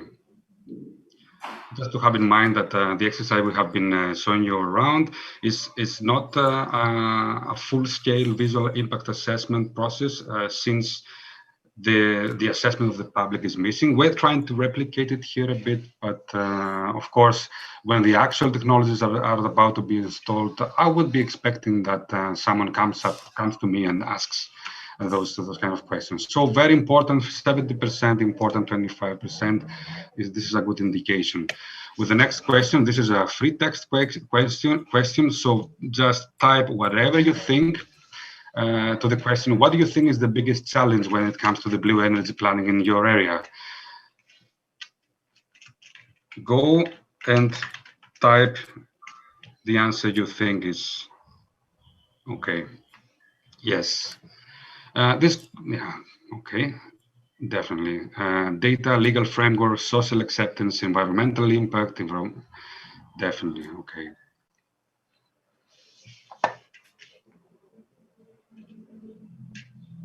Social acceptance seems to be gaining a lot of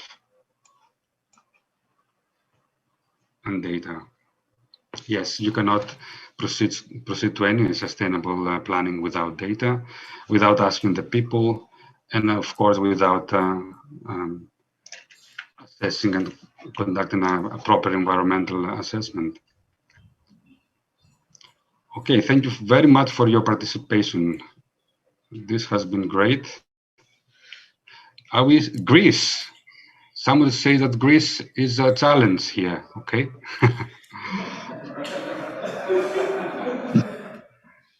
Sensitive marine habitats, this is something we have been across a lot of times. Okay, I know I have been consuming a lot of your time here, but Luisa really likes this session, and I hope she has some understanding of that. Okay, so thank you very much for this. We will be storing those data, and everything can be also available to you to look around again. Thank you very much again.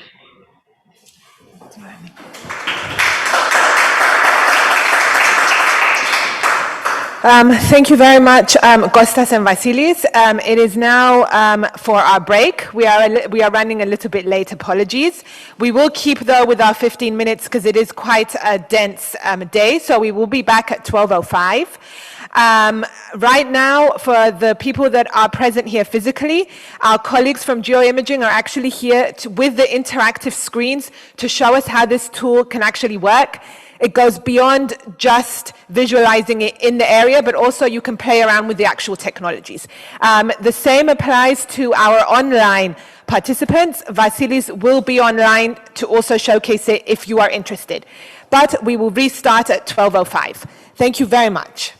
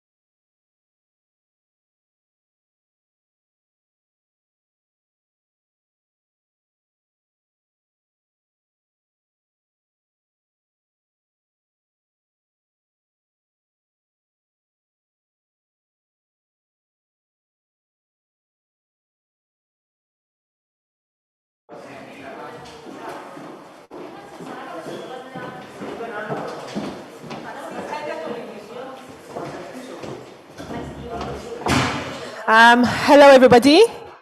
Welcome back from the break. Hello. So now we will be proceeding with the second half of our day. So in the first half of the day, you heard from us. Now we are extending the floor to the other users of the marine space. And we don't only mean human activities, we also mean other ecological and biological users of the space. We will be hearing from other colleagues related to these issues, which will help us update our results. So first up will be Dr. Luis Hagioannou. He is director at Enalia Physis and is an associate researcher here at the Cyprus Marine and Maritime Institute. He is a biologist specializing in the marine biodiversity and ecology of Cyprus and the wider Mediterranean area. He will be giving us an overview of the marine environment in Cyprus, including important and vulnerable species and the existing pressures they face. Louis, the floor is yours.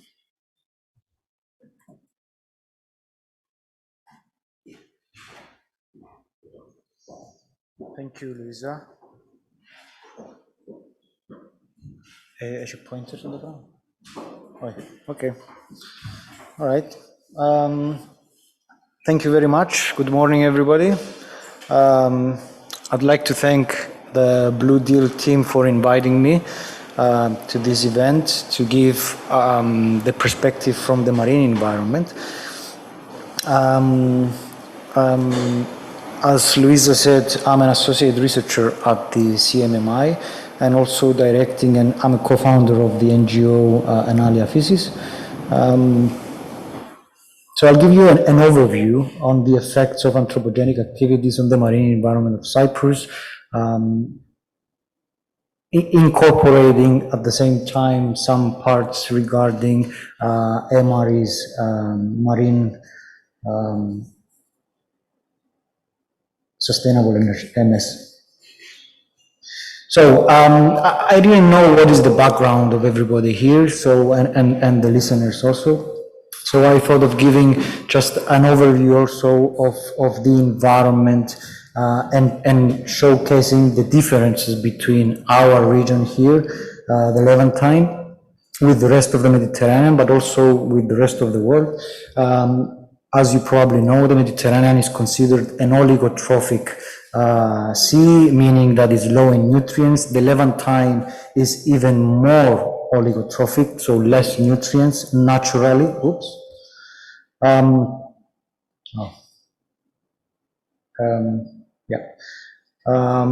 It's covering 1.1% surface.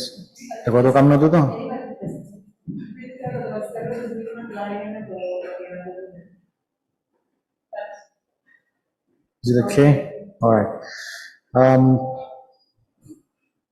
Yeah, it consists of 0.3% of all, it covers 0.3% of all salt water in the world. It is a hotspot for marine bioinvasions, the Mediterranean, and much more the Levantine. Lesseps migration, basically the entry of alien invasive species from the Red Sea to the Mediterranean is highly shown and impactful in the Levantine. Just to so you understand the changes in the marine environment through the years because of the opening of the Suez Channel. Back in 2013, out of 750 species, fish species, 120 were alien, and in 2017 we have 821 alien species found in the Mediterranean. Temperature is very different, as you can see on the bottom left. In the Levantine and around the island of Cyprus, temperatures are much higher than the rest of the Mediterranean. And the Mediterranean as a whole has also much higher temperatures than the rest of the world, the Atlantic basically, as you can see in the top left on the same graph. Same goes with primary productivity. As I said, is an oligotrophic sea, and so there is a gradient from east to west, east being less productive, west being more productive. At the same time, there is also a rising trend of sea surface temperatures due to most likely climate change.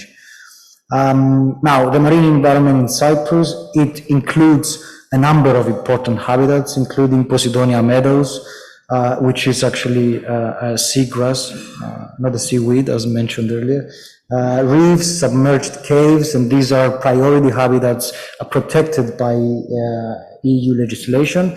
And there are also other important and vulnerable species present, such as turtles, corals, monk seals, elasmobranchs. The eastern part, the Levantine, is considered to have lower species richness than the west, but of course this is likely an outcome of also less intensive sampling effort, so less research in the east. Most probably is why is shown that there is lower species richness. As I said earlier, it's a hotspot of Lessepian migration, and also there has been extensive disturbance. And here is a list of disturbances in the marine environment in Cyprus. Climate change, of course, and that means increasing temperatures, a forecast of much more intensified storms for the future. The fisheries also have an impact, either through bycatch, I will talk about that later, or overexploitation, overfishing, and even illegal fishing. Invasive species, pollution, eutrophication, marine litter, also a big issue, coastal development, which is something that involves the general Blue Deal concept, and also noise. Now, at the same time, there are, of course, lots of benefits of marine and coastal ecosystems to the human populations. Of course, seafood, tourism, which is very much the case in Cyprus, provide income to millions. The shipping industry, of course, a multi-billion or even trillion dollar industry. Offshore drilling is also providing some kind of benefits to humanity, though that's debatable. Ecological diversity and regulating the climate is another thing that we benefit from the marine and coastal ecosystems. And of course, aesthetic value, which we have to also pay a lot of attention. At this point, I'd like to disagree with fellow speakers, Ricardo, was it, who mentioned that we are used to seeing these, I like to call them monstrosities of coastal development. It's a very dangerous statement saying that we are used to and it's fine. It's a necessary evil, yes, and we have to go along with it, but which has as much as less impact to the aesthetic value of the environment as well. Now, the marine renewable energy industry is, as far as I understand, in relatively early stages of development globally. Hence, field research on the actual environmental impacts is also in early stages. And even though MREs support climate change mitigation, there are concerns from myself and colleagues, of course, over the potential impacts on biodiversity from these installations, and which have been posited as having potentially important negative environmental impacts. I'm going to proceed by, okay, here is first a list of the potential threats from these renewable energy sources: underwater noise, electromagnetic fields, changes in oceanographic processes that include the circulation of the water, meaning the transfer of nutrients, wave height, sediment transport patterns, water quality, marine food webs. Then again, of course, changes in benthic and pelagic habitats by direct mechanical damage, encounters of various species with moorings and cables, and also as the risk of marine mammals or other fish colliding with devices. Now I'm going to jump straight through the examples that I'm going to show. I'm going to present. I cannot, of course, present many examples. I'm going to focus on 3 of them, and this is regarding the impact of these installations to potentially important feeding, breeding grounds of important species. The collection of data has been conducted through a project called Cyprus Bycatch project, funded by MAVA Foundation and with various partners, including BirdLife of Cyprus, whose director will be speaking right after me. Just shortly to describe what is the bycatch. Bycatch is the unintentional catch of discards and vulnerable species, meaning elasmobranchs, cetaceans, turtles, monk seals, and seabirds by fishermen. If you can imagine fishermen throwing their nets or their long lines, their intention is to catch specific commercially important species, but at the same time, they unintentionally bycatch these vulnerable and protected species. So through this project, we tried to identify how much is the impact of fishermen on these important species. And through the project, we also tried to identify potentially important areas and to develop and implement solutions. Now, why am I saying all this? Well, basically because through this project, we managed to collect information that generally is missing from our area on the distribution or important areas for these species. So what is the implication of this of these species with marine renewable energies? Well, the potential impact from noise, electromagnetic fields, entanglement, collision, or even changes in the benthic and pelagic habitats. Just to show you a quick example, a snapshot of some of the results that we got from just, in this case, the Bay of Larnaca.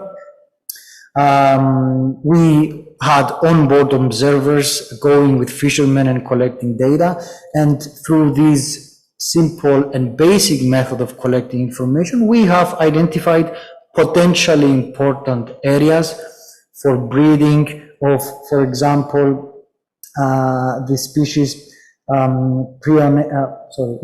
Glagostegus semiculus, which is basically the black-chin guitar fish. This is a protected and endangered species that was found in high numbers in specific locations, and most of them were juveniles. So what this indicates is that that area is important, potentially important breeding grounds. Through not just this snapshot of our results, which was, by the way, a bicommunal project, we had partners from the northern part collaborating and collecting information. So we have data for all around the island. We can use them and hopefully exclude these areas from potential areas to be used for installations of MREs.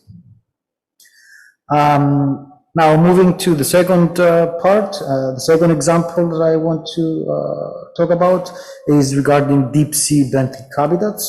Of course, they represent a very high percentage, more than 90% of the habitable volume on Earth.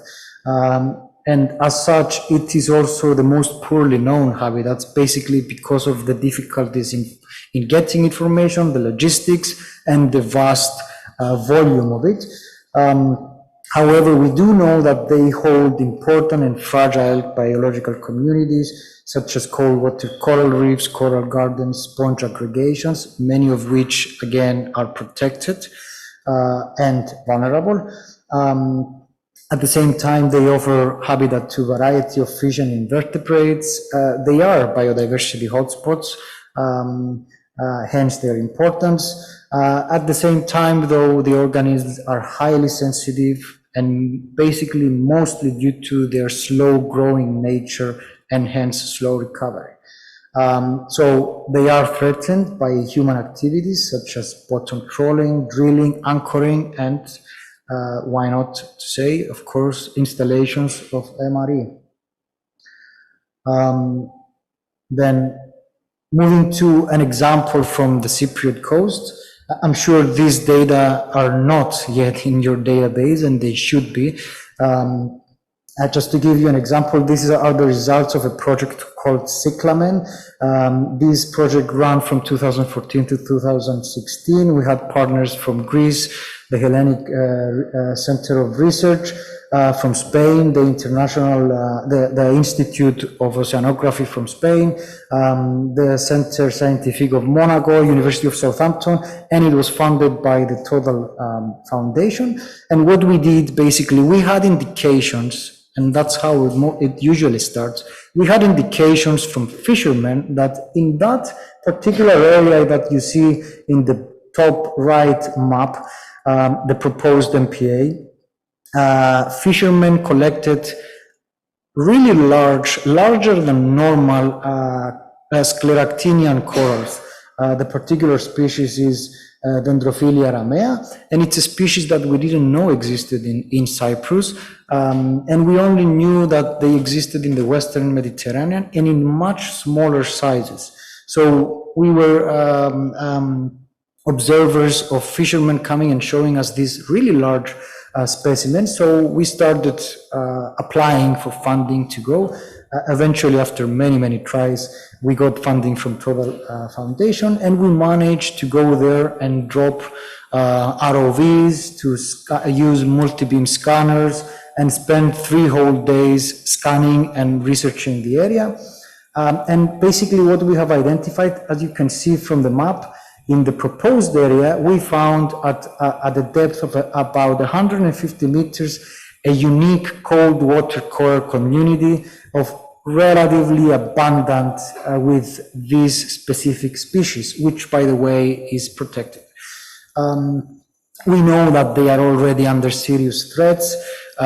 We have seen the destruction in the particular area through the images collected from ROVs. We estimate that the area was much larger in the past, but due to continuous fishing, which is not illegal, by the way, for the moment, but due to continuous fishing, the area is highly impacted. So we started the procedure of trying to protect the area. We have proposed to the Department of Fisheries the area to be designated as a marine protected area, and the case is still under investigation, and hopefully they will proceed with it. Now, again, I'm sure that this is not in your database, and any potential installation of marine renewable energy constructions would definitely have an impact, not just mechanical damage by installing right on top of them, but also from changes in oceanographic processes. If you think that most organisms, if not all, exist in specific areas for good reasons, then we think that these corals are found there due to the actual environmental parameters, which include the upwelling, the high currents, which bring lots of nutrients, and that is exactly the energy that you are trying to harvest. So you will be basically harvesting the energy that the corals would be needing. At the same time, there are indications of similar important habitats in other areas in Cyprus, for which, unfortunately, we haven't yet been able to get funding to do this kind of research. So there is potentially a lot of other areas that you would have to exclude from the areas that you are looking into installing these structures. The third subject that I would like to talk about is a well-known subject, Posidonia oceanica habitats. Not a lot of people know that Posidonia oceanica is important just in the sea. They are also important outside of the sea. On the left, you can see a meadow, a rich nice meadow of Posidonia oceanica. On the right, you can see the accumulation of dead leaves of Posidonia, banquets they are called, which we see very often on coastal areas in Cyprus, and which unfortunately they are considered as debris. I assure you they are not debris. Maybe aesthetically we are used to seeing them as debris, but they are not. They are a very important habitat, which you will see why. Just to talk a little bit about the distribution and protection of Posidonia, it is present almost throughout the Mediterranean, though it is absent from Egyptian, Palestine, Israel, and Lebanese coasts, meaning that in the Levantine, apart from a few patches also found in the southeastern coast of Turkey, Cyprus is the last fresh stronghold of Posidonia meadows in the Levantine. Showcasing their importance even more.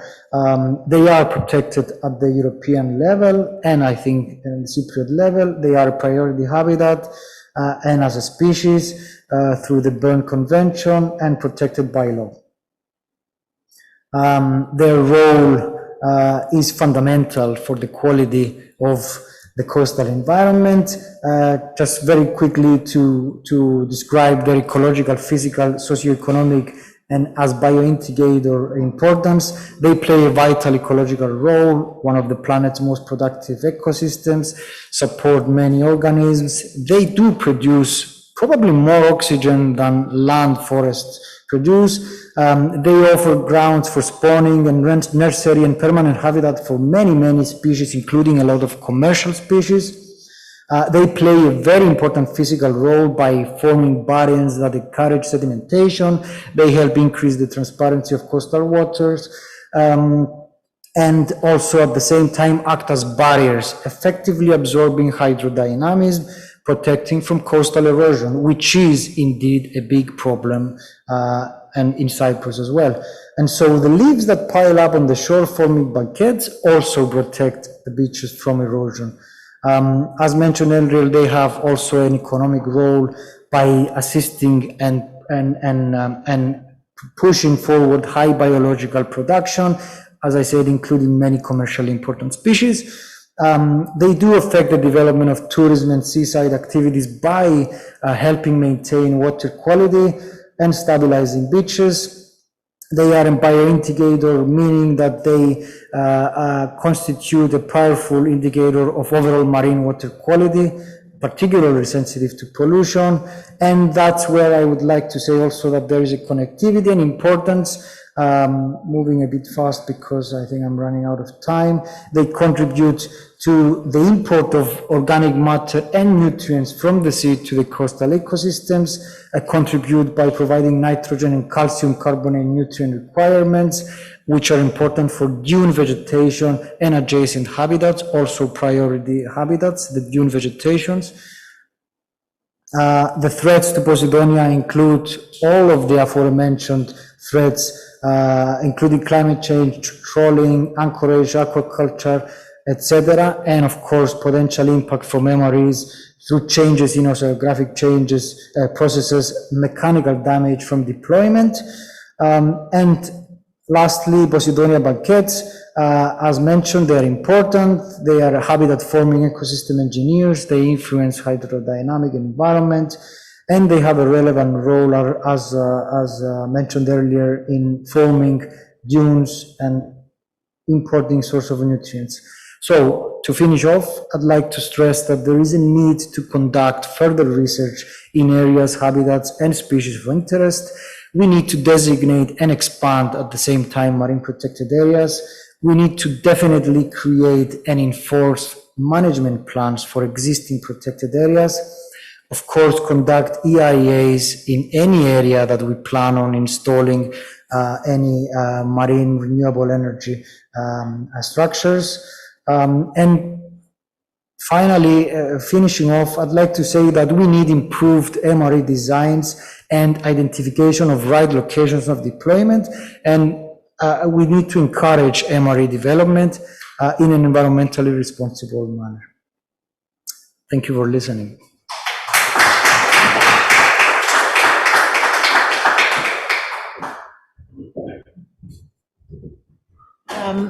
Thank you, Louis. It was very interesting because I am sorry to say that a lot of the wonderful species that you showed and the cold corals, I was not aware that they existed. So the aim of the lab for me, job done, because I now know new areas that I need to take into consideration and new species. So we will absolutely be updating our information. Thank you very much. Now to go to our next speaker, Dr. Martin Helico, who is the Director of BirdLife Cyprus and has extensive knowledge on conservation, management and monitoring of bird species in Cyprus. He will also be addressing the impacts of offshore wind to the species in Cyprus. He will give us an overview of what type of species that we have, including maybe perhaps nesting sites and migration routes. And Dr. Martin, if you are available, the floor is yours. Thank you. Good morning. Good afternoon, everyone. I hope you can hear me okay. I'm sorry I couldn't make it down to Larnaca, which would have been much better. It's always a little bit weird doing a talk remotely. I will try to share my screen now. Let's see how that goes. I think it's this one. Okay. Let's do it the traditional way and start from the first slide. So I'm going to trust that everyone can see that okay? Yes, we can. Great, thank you very much. So I'm going to try and build on what Dr. Hajiwanu just explained with characteristic competence and attention to detail, and talk about the species that fly above waves, dipping into the waves or even diving into the waves for their feed. So talk about birds and their importance in that context. So offshore renewables, and the focus, as you'll see, will be very much on, as was true in what Lewis told us, the gaps that we have, that we really need to, the gaps in knowledge that we have, that we need to fill if we are to have any hope of developing renewables offshore without impacting on the ecosystems that are, of course, a key element of any effort to limit the extent and the impact of climate change. So if we're not to shoot ourselves in the foot while trying to develop renewables. A couple of words about BirdLife Cyprus, just so you know where I'm coming from. We're the Cyprus partner of BirdLife International, which is the largest organization working for the conservation of birds and nature across the globe.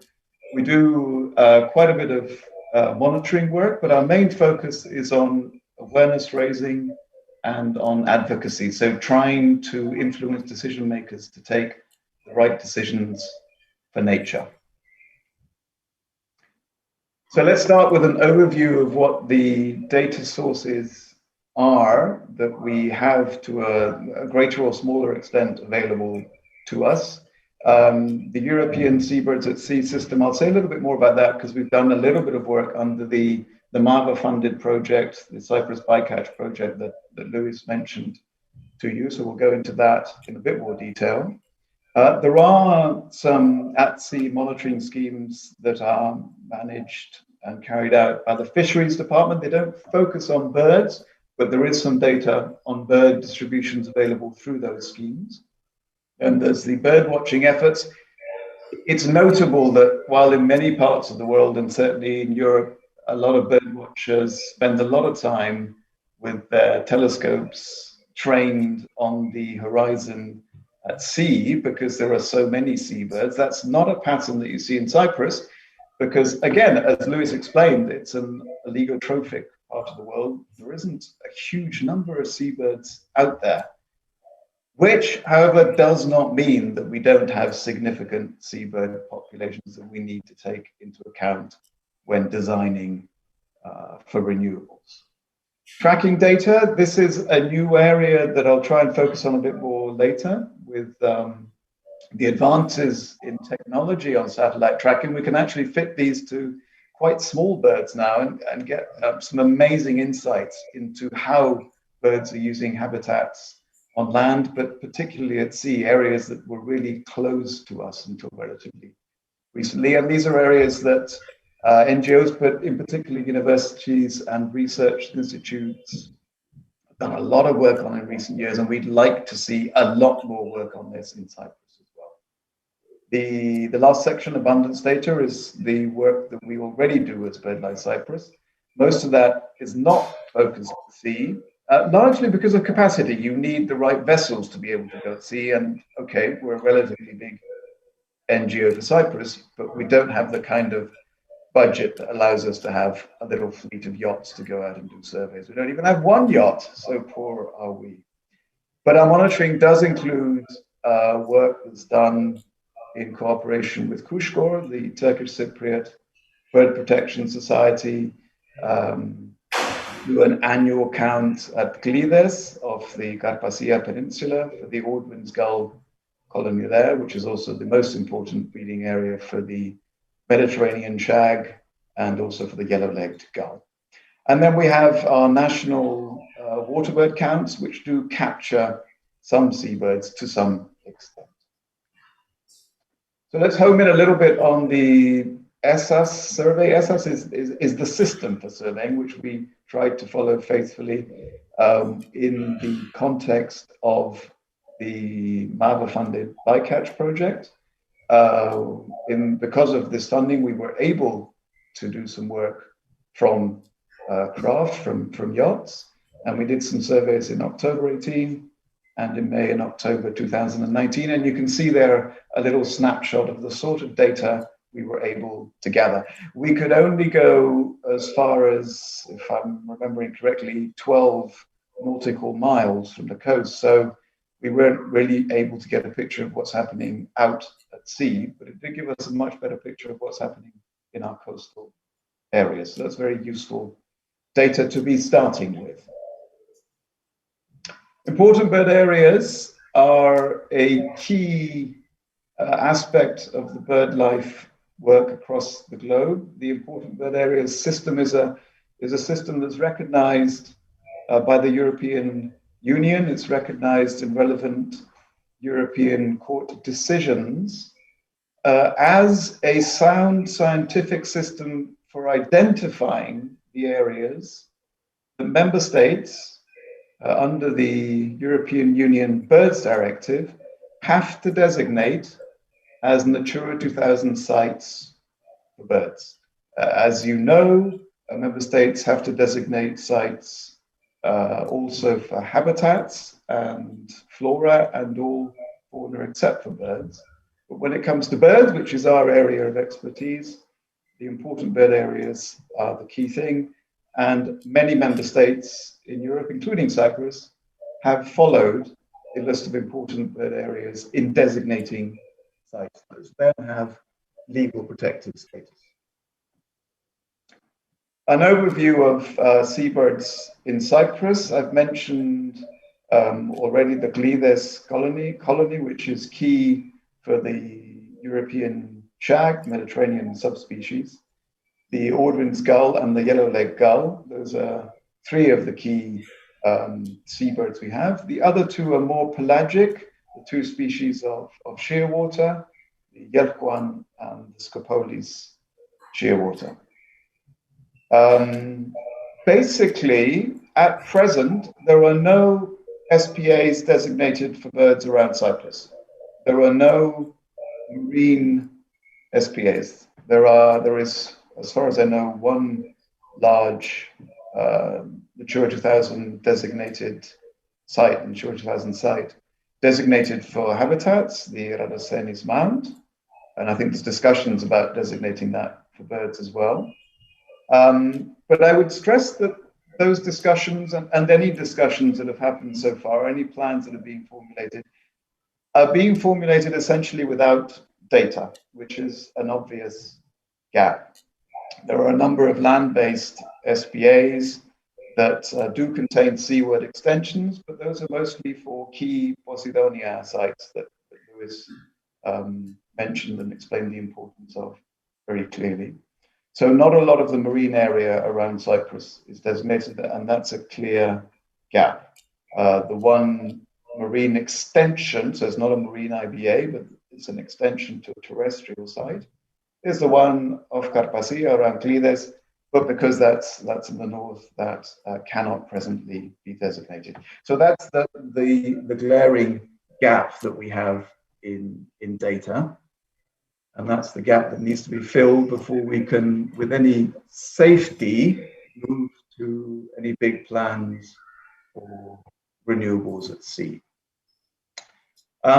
Again, this is something, the potential impacts that Lewis explained in good detail. I will focus on the specific area of birds. That's the Ordwin gull, by the way, our rarest gull species, the one that breeds only at Clides Islands. So what are the potential impacts? Well, we've broken it down into 4 categories. Some are more obvious than others. I'll go through them briefly. So essentially, when a development at sea happens, whether that be a wind farm or something else, then there's the potential for those structures, but also for the work that has to go ahead in putting up those structures, and also in the maintenance, and also in decommissioning them at some point, to cause disturbance to key habitats for birds. There is also, and this is perhaps less obvious, quite a risk of collision. It seems counterintuitive that a bird would be stupid enough to fly into a wind farm until you start to think a little bit about the biology of seabirds, or indeed large land birds. They simply haven't evolved to need to look out for things, large structures ahead of them.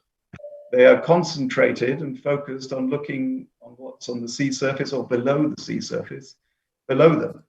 So they don't focus very well, and in some cases they don't focus at all on what's ahead. Therefore, they collide to things. So if these structures go up in areas that are used a lot by seabirds, then you can have quite a considerable collision mortality. Then there's issues to do with habitat alteration, distraction. These issues are basically in 2 categories: disturbance to the seabed, which can be very important and can have knock-on effects, and also disruption of currents, which again can have significant effects. And then the 4th point, barrier effects, which is sort of an extension of the first one. If you have large developments, then these can actually force birds to change route. And this is particularly important if these large developments are on routes that birds use regularly, if moving from roosting areas or breeding, nesting areas to feeding areas, or if they're on migration routes, so routes that birds follow to get from A to B in their seasonal movements. A final point there is that the timing of construction or maintenance or decommissioning work is very important. It is best to avoid migration seasons and also breeding seasons, which doesn't leave much not to avoid, basically. That's the Scopolis shearwater, one of 2 shearwaters we have in Cyprus. Shearwaters are amazing creatures. All seabirds are amazing creatures, but these tube noses have an incredible sense of smell. I find it really striking myself that most birds navigate on migration using the sun, celestial cues, and also the magnetic field. Well, shearwaters don't do that. They don't seem to use the magnetic field. They're quite old species in the sense that they haven't evolved very much. They haven't had to. They fitted in very well to the marine system until man came along and made huge changes to that. They navigate by smell. In days gone past, when people weren't very concerned about animal welfare, they did some very cruel experiments where they actually blocked the nostrils of these birds and found they couldn't navigate anymore. they have an incredible sense of smell that gets them round the globe and to their key feeding grounds. It can also be their downfall because shearwaters, like a lot of seabirds, feed on krill, which of course feed on phytoplankton. And when the krill does feed on the phytoplankton, there's this DMS, this dimethyl sulfide, released that the shearwaters follow to find their food. Well, unfortunately, when plastic breaks down in the ocean, it releases exactly the same compound, which is one of the reasons why a lot of seabirds, again, it seems really stupid at first sight, but the right smell is emitted and they go and they pick up pieces of plastic from the sea surface and those end up blocking their digestion systems. Sorry, that was a big aside, but I find it fascinating. So, data challenges. Lewis touched on this before. We need data if we're going to do proper siting of developments at sea. We need ecological sensitivity mapping. We need to do some modeling, and it's a huge gap at the moment. The starting point for any plans for development at sea should be at the strategic level with a strategic assessment. There should be a spatial planning done. But in order to do that, the first step is the identification of the key hotspots for birds and for habitats and other species, and their designation so that they're included within the European Natura 2000 network. You then know what you're working with. You know which areas you have to avoid, or you know which areas will require, as a minimum, a more strict assessment before development can go ahead. At the moment, we just don't have that information, as I keep saying. For a development to go ahead within a Natura site, or even close to it, if there's basically any development that might affect the Natura 2000 site, you need to carry out what's called an appropriate assessment. So that's an assessment that will measure the potential impacts of these developments against the conservation targets of these sites. In the case of seabirds in Cyprus, there are basically 5 species, so the Ordwin's gull, the Mediterranean shag, the 2 species of shearwater that we mentioned, sorry, 4 species, that need sites designated for them. So essentially, when it comes to appropriate assessment, we need to be looking at what the impacts on those 4 species might be from these developments. And obviously, projects can only go ahead if this assessment concludes that there isn't going to be a significant irreversible impact for those species. It's much simpler at a strategic level for these developments to just avoid designated Natura 2000 sites. Before designation, then it's clear in the 2 directives, the habitats and the birds directives of the EU, and also, and this is important, in relevant case law at the European Court, that if you don't have the sites designated, then you have to follow a very strict precautionary principle. So it might seem at first sight that a clever thing to do would be for Cyprus just not to designate, and then you don't have to do all the special in-depth studies. In actual fact, when it comes to it, if nothing is designated, you basically can't do anything at all because you haven't shown what the key sites are. So the precautionary principle says that you can't do any development anywhere at all. So just to sum up, what would be our recommendations going forward? Well, these things need to be planned very well. Any decisions for renewables need to be part, of course, of a sustainability package when it comes to climate change. So we need to start to reduce our energy use and increase the efficiency before we look at renewables. That's an obvious thing to say in the bigger picture. And then, of course, we need to have a really good idea of what sensitivity there is in the biological systems we want to develop in. And we have to designate protected areas. The MPAs, by the way, that Lewis mentioned earlier, are key tools. They're more exact. They're more specific to real hotspots. They can be part of the Natura 2000 package, but they're not exactly the same thing. They're not exactly the same thing, but they can be a key tool in the mixture of protection that we want to get to. So mapping and spatial planning are absolutely key. I think I've covered that already. We need a lot more research, and this needs to be ongoing once things are in place and as part of the assessment studies. We need to look at what the collision mortality is, and that's not easy to do.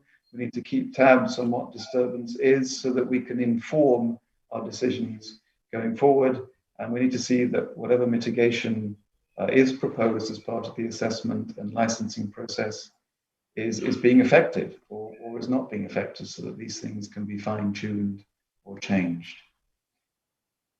And at the moment, okay, good. I was a bit stuck. Yeah, so I think it's hopefully obvious from what I'm saying that there are significant gaps in the offshore data in Cyprus, and these need to be filled in before we can go forward with any kind of safety. So this is the first step that needs to be taken, and I think the sector that wants to develop should be pushing the government to develop those as the best way forward. And I wanted to give a particular emphasis to what can be done through tracking studies, the amazing level of detail, the amazing usefulness of the data that can be collected through these studies. It's fascinating scientifically, as well as being a very useful tool for getting us where we want to be in terms of the information we need to have. Thank you very much for your attention. There's some contact details there. I'm sure the presentations will be shared with all the participants. I could have gone into much more detail, and we will stick around for questions later. Thank you very much indeed. Thank you very much, Martin. That was very, very interesting. And I can see that a lot more work needs to be done to ensure that we protect our avian biodiversity. So that was a brief discussion on the ecological and biological considerations that one needs to take on board when it comes to deployment of blue energy technologies. However, there are other considerations, there are other users of the sea, and our next speaker will be discussing a very, very important factor of Cyprus, as Cyprus is one of the oldest settled communities in the world since the 9th century BC. So we will be covering underwater archaeology with Dr. Despina Bilidou, who is the curator of antiquities of the Antiquities Department of Cyprus. She is responsible for the protection of underwater archaeology on the island, and will be giving us an overview of the efforts that our government is currently taking to first identify and map all the archaeological, maritime, cultural heritage that we have, and how they are planning on developing a plan to manage this. Dr. Bilidou, thank you very much for joining us today. We're all ears. Hello. Thank you for inviting me and for giving us the opportunity to talk about the underwater archaeological heritage of Cyprus. I'm very sorry that I couldn't be physically present. May I make a small correction to your introduction? Cyprus is indeed one of the oldest countries in the Mediterranean, and its cultural heritage in the world, and its cultural heritage goes back to the 11th millennium BC, not century, but millennium. That means 10,500 years BC onwards. So today I will present the state of affairs as far as the maritime cultural heritage is concerned, starting with, of course, the legal framework. The sea has been a point of reference for the island of Cyprus. May I first, of course, share my screen? Just one moment.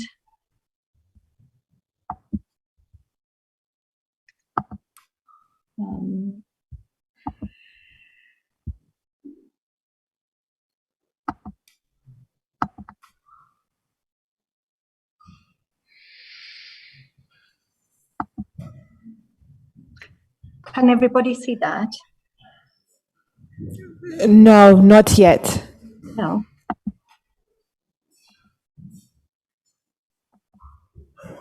Now? No, unfortunately. I've just pressed share screen and I've, let me go back and do it again.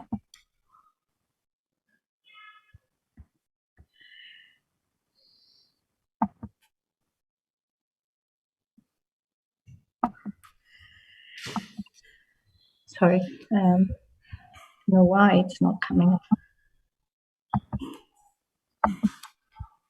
And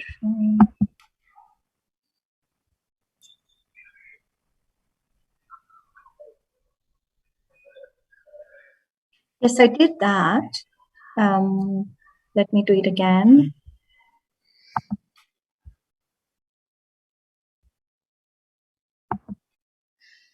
Share screen. And now go to this. And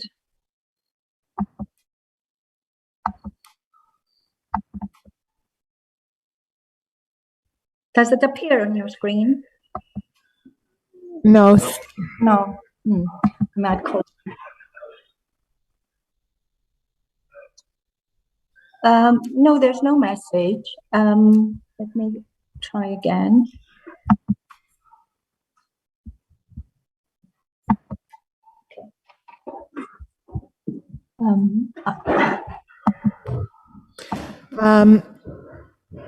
Okay, we're trying to fix it now. Just a moment, please.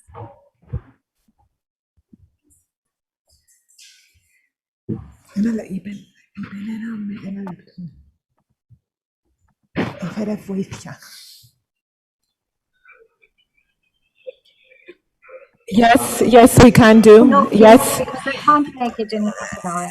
Not a problem. So Oh, hang on. No, we have it. We have it. Okay. So apologies for that, Dr. Apologies from me. Thank you for waiting. So the sea has been a point of reference for the island of Cyprus throughout its history. Thousands of years of fishing, trading, seafaring, and naval warfare have left in abundance of archaeological remains and artifacts on the coasts and seabed of the island, including shipwrecks and cargoes, ports, and anchorages. Thus, the underwater archaeological heritage of Cyprus is a crucial chapter in the history of the island. As a result of the Cyprus.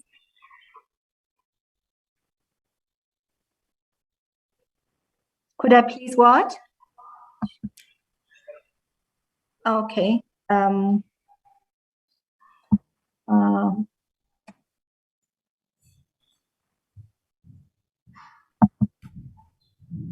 you see it now? Oh, I don't know why this is happening.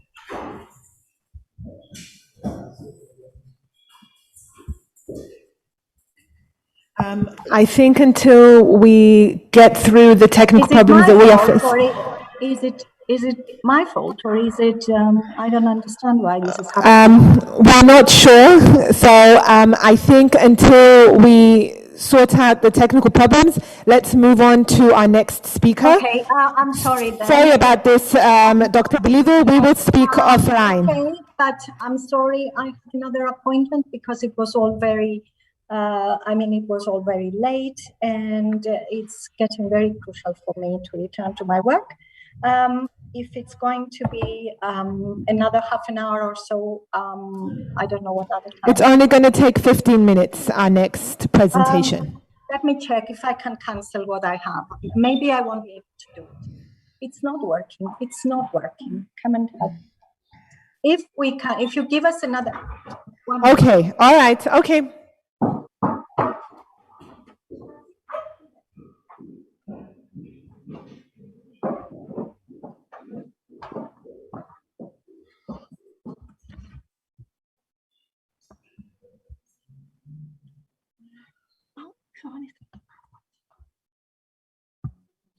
The screen does not share.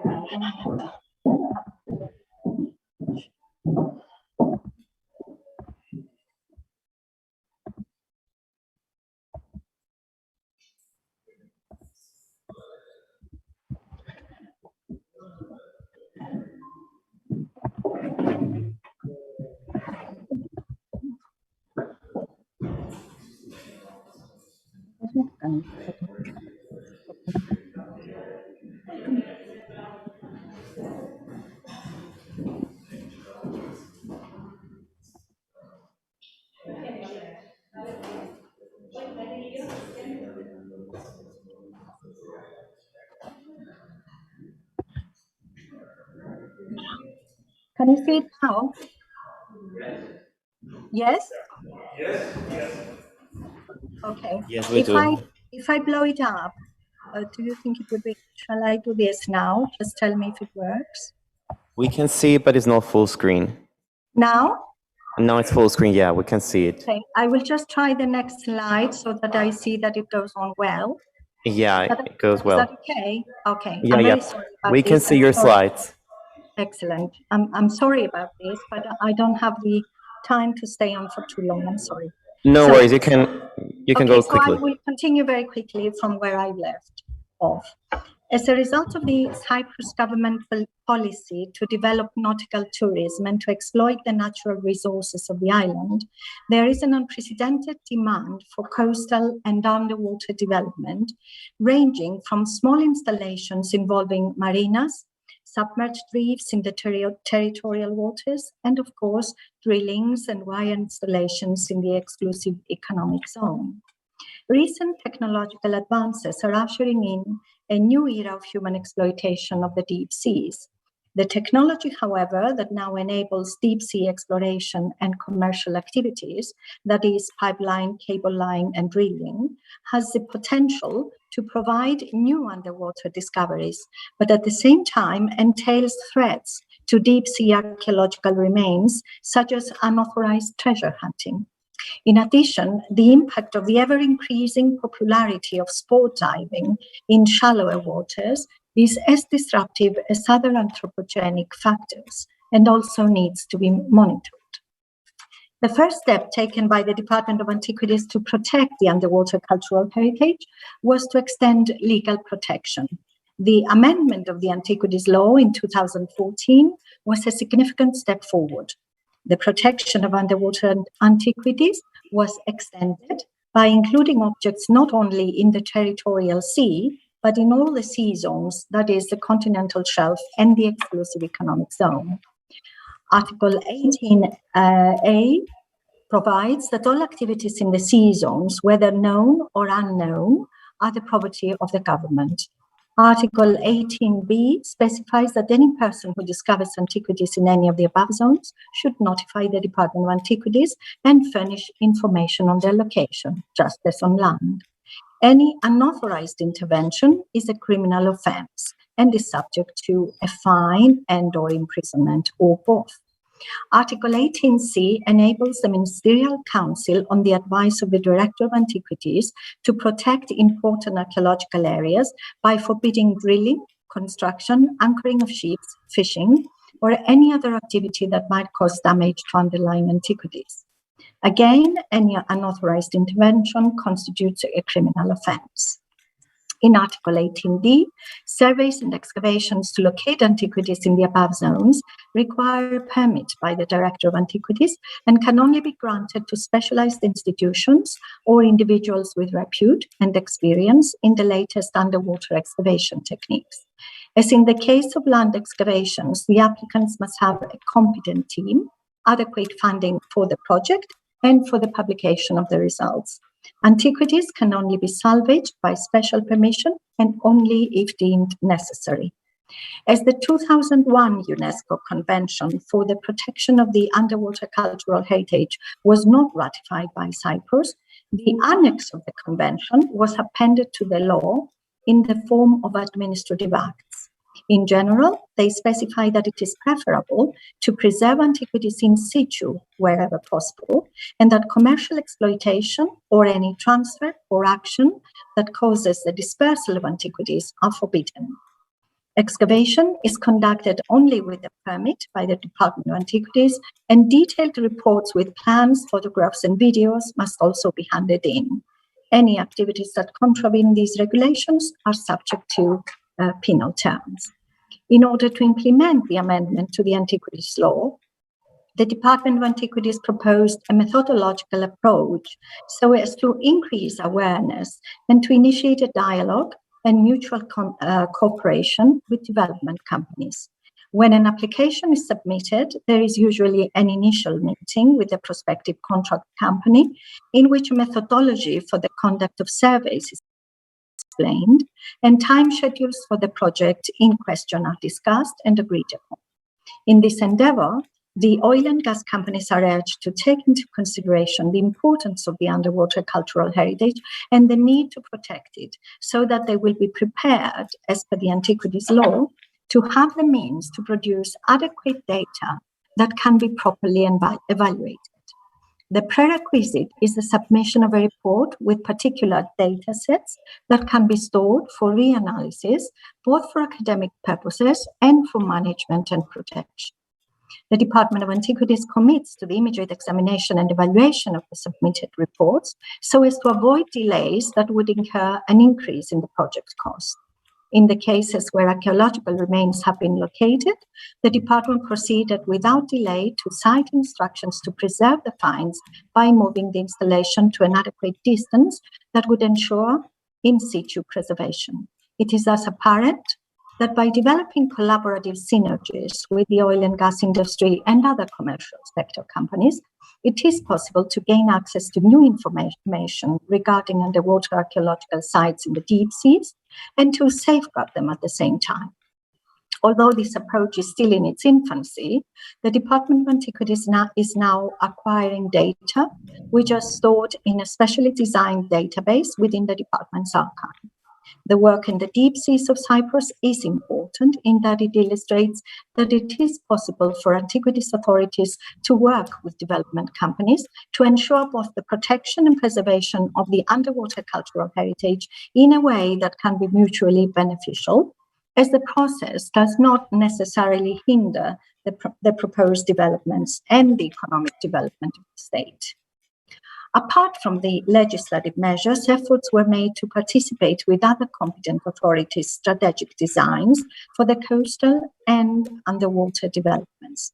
For this purpose, we have handed in available survey and excavation data so as to provide guidance to proposed developments. Further preventive measures include the conduct of surveys and targeted excavations, usually in collaboration with the University of Cyprus and other institutions, before a permit for development is granted. Efforts are also being made to promote activities such as management plans, research projects, and tourist products that include both the archaeological sites on land and their coastal environment. Such an example is a project funded by Interreg Greece Cyprus 2014-2020, titled Diving Routes in Marine Protected Areas of the Eastern Mediterranean, Development of a Diving Tourism Network, involving the ancient harbor of Amathus. It aims first at the documentation of the current state of the harbor, its restoration, and the creation of a maritime archaeological park, in association, of course, with the archaeological site and its integration in the urban life of the city. In addition, further work was needed concerning the protection of coastal and marine archaeological sites in the island.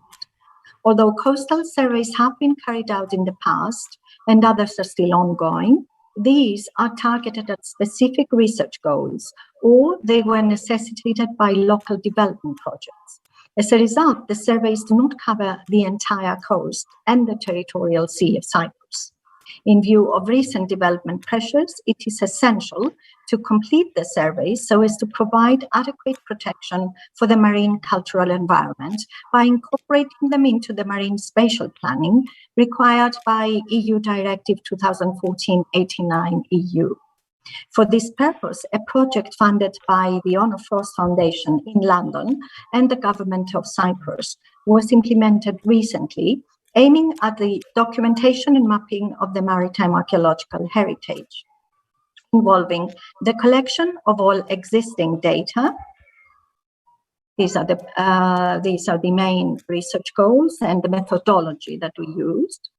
The existing data include archival research in the archival records of the Department of Antiquities and bibliographical, of course.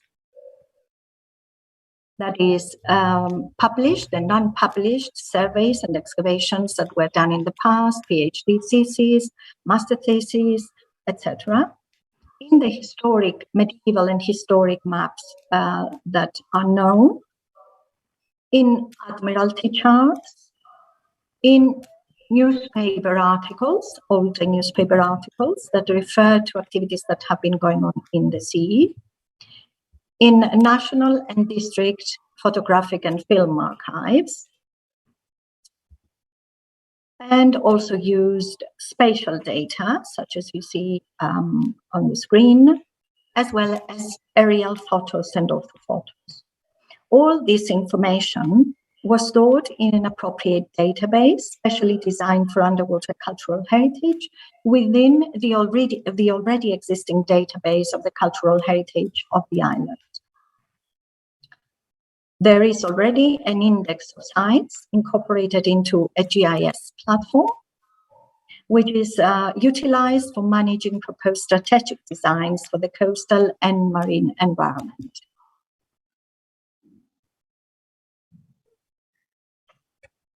The geodatabase is thus operating as a framework for the management and analysis of data and for the support and promotion of further academic research, as well as for raising public awareness on the necessity to safeguard the underwater archaeological heritage. The second phase of the CCAP project will entail detailed underwater surveys to designated areas of archaeological potential and or threat that have already been identified as a result of the assessment of the results for the first phase. Furthermore, the project also aims at promoting academic research, public and professional engagement, raising awareness, and providing training to stakeholders. The results will be implemented to declare areas of high archaeological importance as monuments or as protected areas, and to limit development and other activities accordingly. In addition, the creation of a new maritime museum is also amongst the long-term goals of the Department of Antiquities. The proposal is to erect a new specialized museum in the city of Larnaca. A preliminary study has already been conducted, which examined advantages and disadvantages of two possible site locations in Larnaca and defined parameters such as the size of the museum, its components, that is, exhibition areas, depots, educational areas, conservation laboratories, etc., their capacity, the number and nature of exhibits, technological applications, and an indicative cost estimation. The narrative and exhibition themes will include the results of ongoing underwater excavations, and in combination with the data from the above-mentioned activities, coastal surveys, and deep-sea shipwrecks, they will most probably give a new insight and appreciation of the underwater cultural heritage, including maritime routes and other activities in the Mediterranean. They will most certainly enhance the experience and add significantly to the existing material record for the new museum. New specialized laboratories will also enhance the work already well underway concerning the conservation of underwater cultural objects.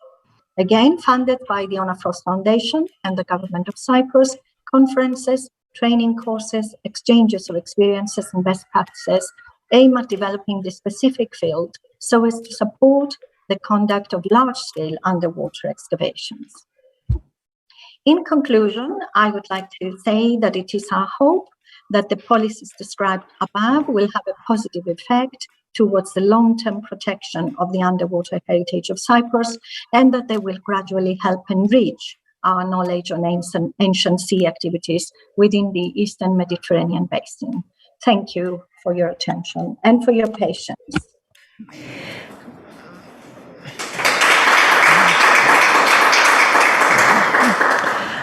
Thank you very much, Dr. Bilidius, and apologies for the technical issues. Unfortunately, it is one of the vagaries of having hybrid events. But thank you very much for presenting the very interesting work that the Antiquities Department is doing, and I'm looking very much forward to the new museum in Larnaca. Going on next is our final presentation, but absolutely not our least. We are going to discuss a very important sector in Cyprus and in the Mediterranean region in general, which is the tourism sector.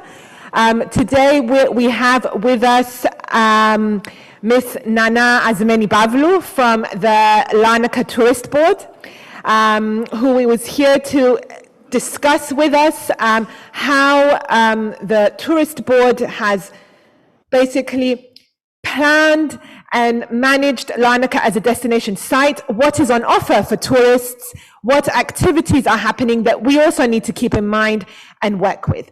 Nana is has an expertise in and specializes in sustainable tourism, and has been working in destination management and strategic planning of the Larnaca area. Nana, thank you very much.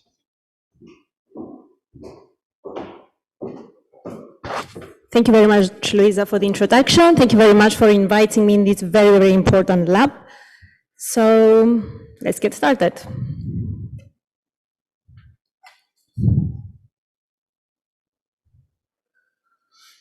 So today we're going to talk about sustainable coastal tourism and some best practice examples of Larnaca.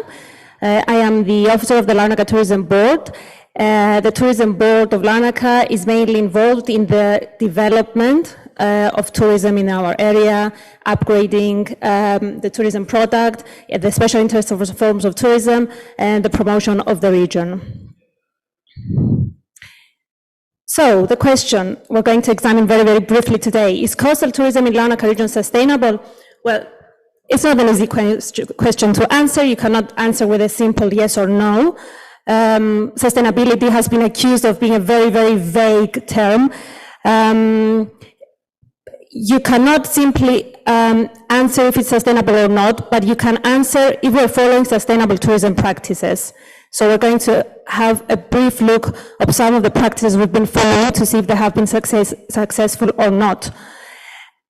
And the very important question that follows is, are we doing this randomly, by accident, by chance, or are we doing that with a plan, which is really, really important to answer? A little bit of theory, because most people think that when we talk about sustainable tourism, they think that we're talking about environmental practices, resource efficiency, biological diversity. It's not just about that, it's about balancing everything so that we can have, for the future generations and for the long term, the viability in the long run. So employment, quality, balancing social equity, involving the local population, engaging the locals, about cultural richness, about making the visitor, the tourist, and the local tourists, we're talking about domestic tourism as well, fulfilling their needs. And of course, balancing all these factors with economic viability and local prosperity. This is really important. Luis mentioned before that Larnaca's coast is burdened by some factors. Yes, we might have the cleanest waters in Europe. This has been last week proven as well. We get the first position in Cyprus, in the whole of Europe, with the cleanest waters, in the swimming areas, of course.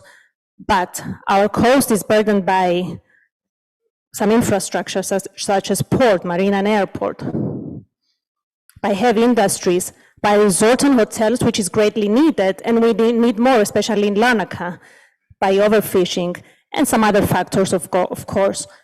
Do we need them? We definitely need them. We're talking about sustainable development, so we need them, but the key is that they have to be designated in specific areas, and it needs to be balanced, and that is why sustainability is key.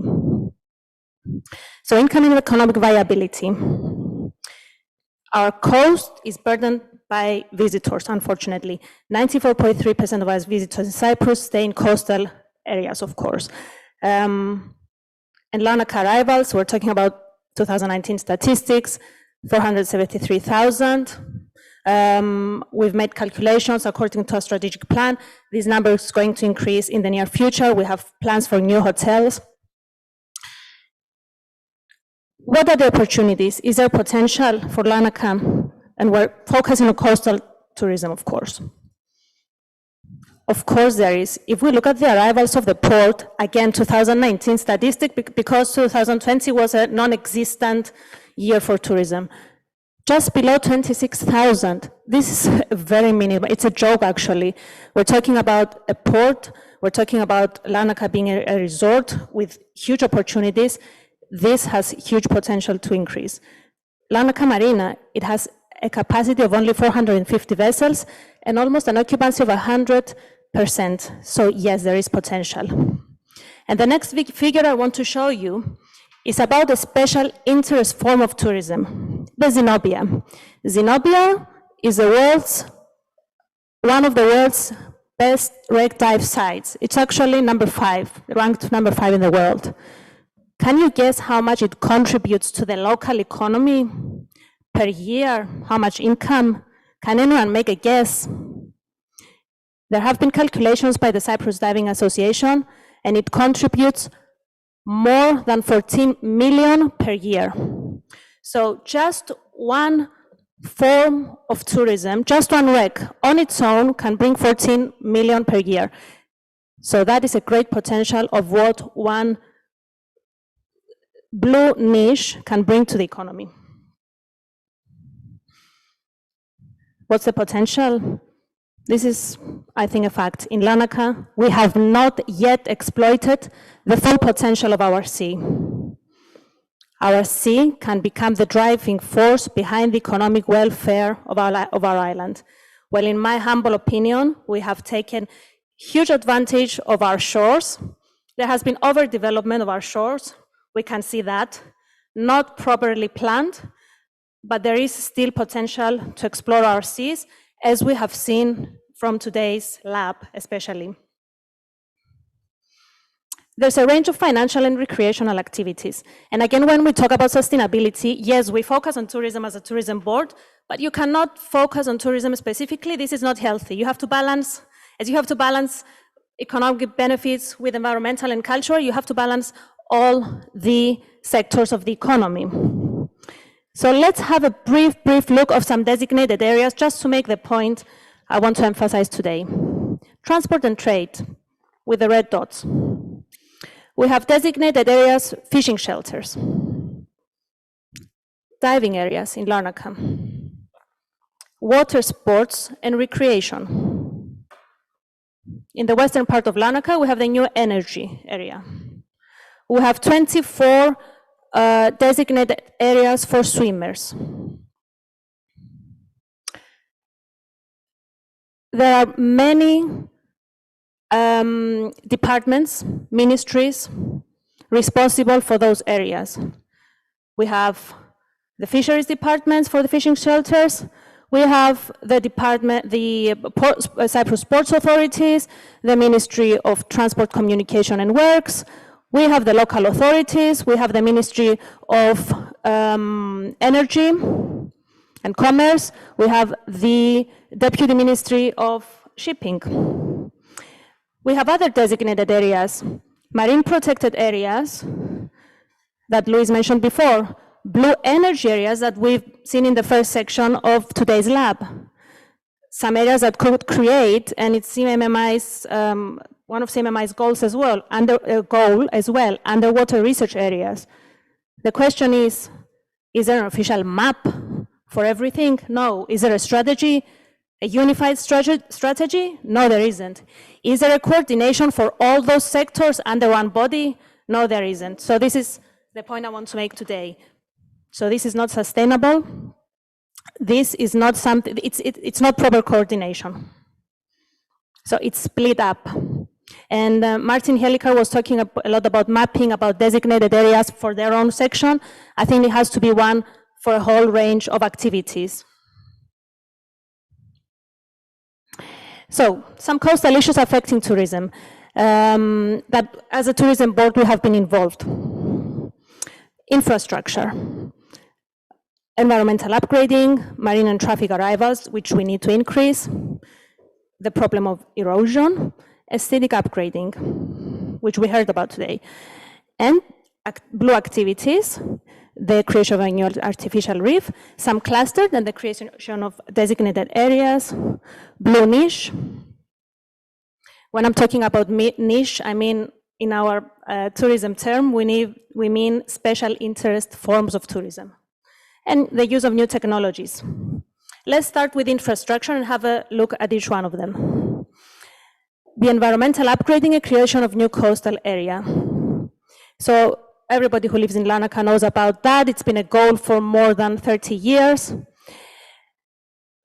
Major plans to relocate the oil and petroleum refinery area. So we're talking about correct relocation of the energy area that was in the middle of the touristic area, splitting this area with the city center.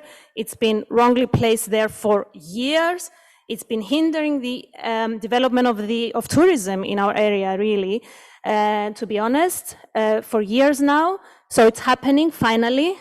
And this is a really sustainable practice for many, many reasons. And they're relocating in the area we've shown before. So it's going to greatly and significantly help the tourism sector. Port and Marina project, another project we've been waiting for many, many years, finally happening again. It already started, contracts have been signed. It's expected to increase tourist arrivals to a great extent. It's one of the biggest infrastructural plans in the whole of Cyprus, of 1.2 billion actually. And is it sustainable? Of course it is.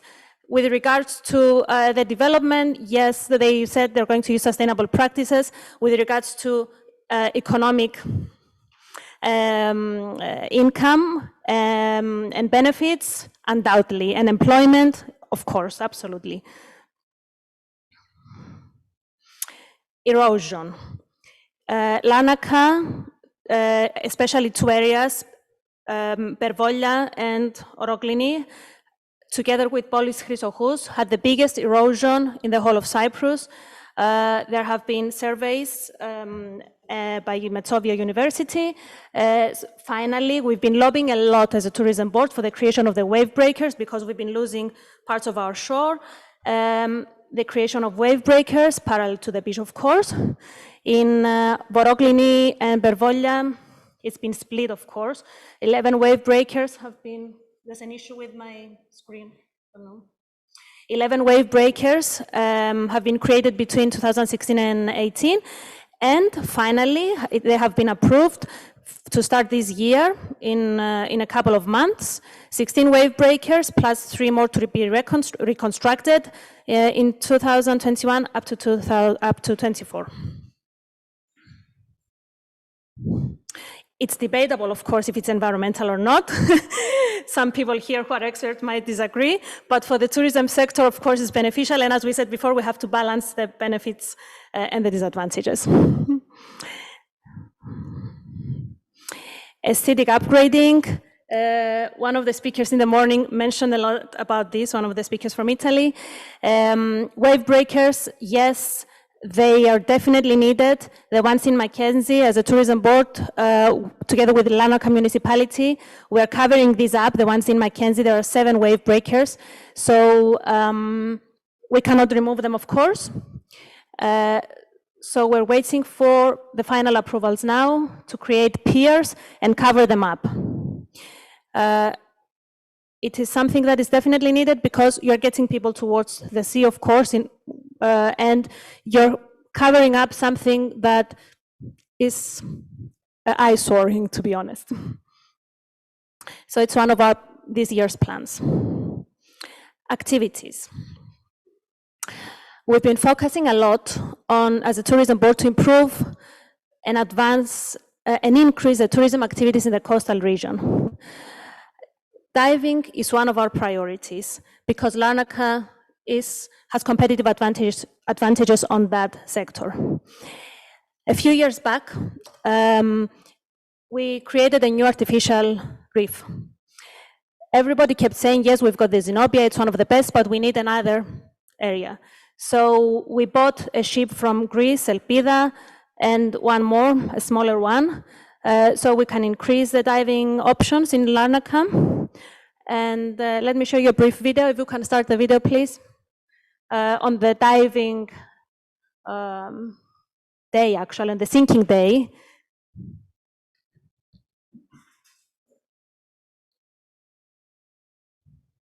Μπορώ να το ξεκινήσει.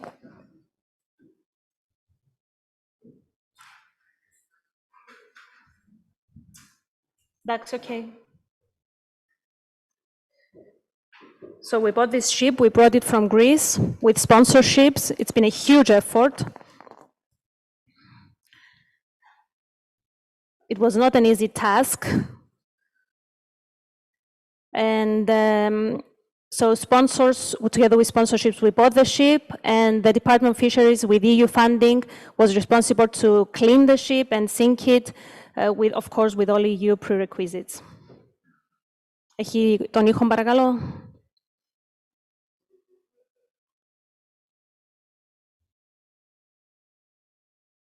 So this was the sinking day.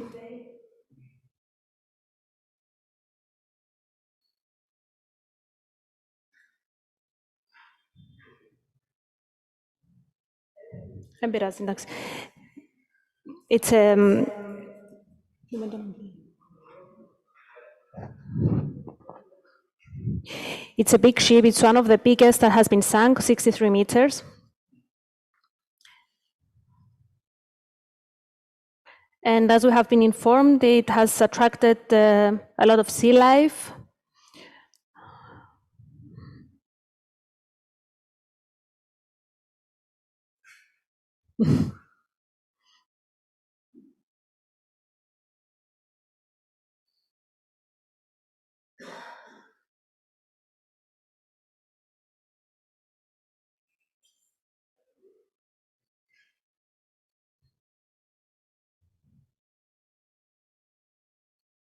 So this is Elpida on the bottom of the sea.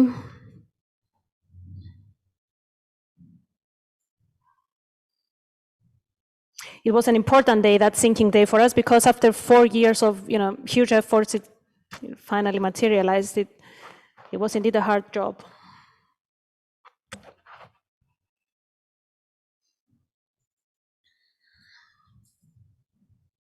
Okay.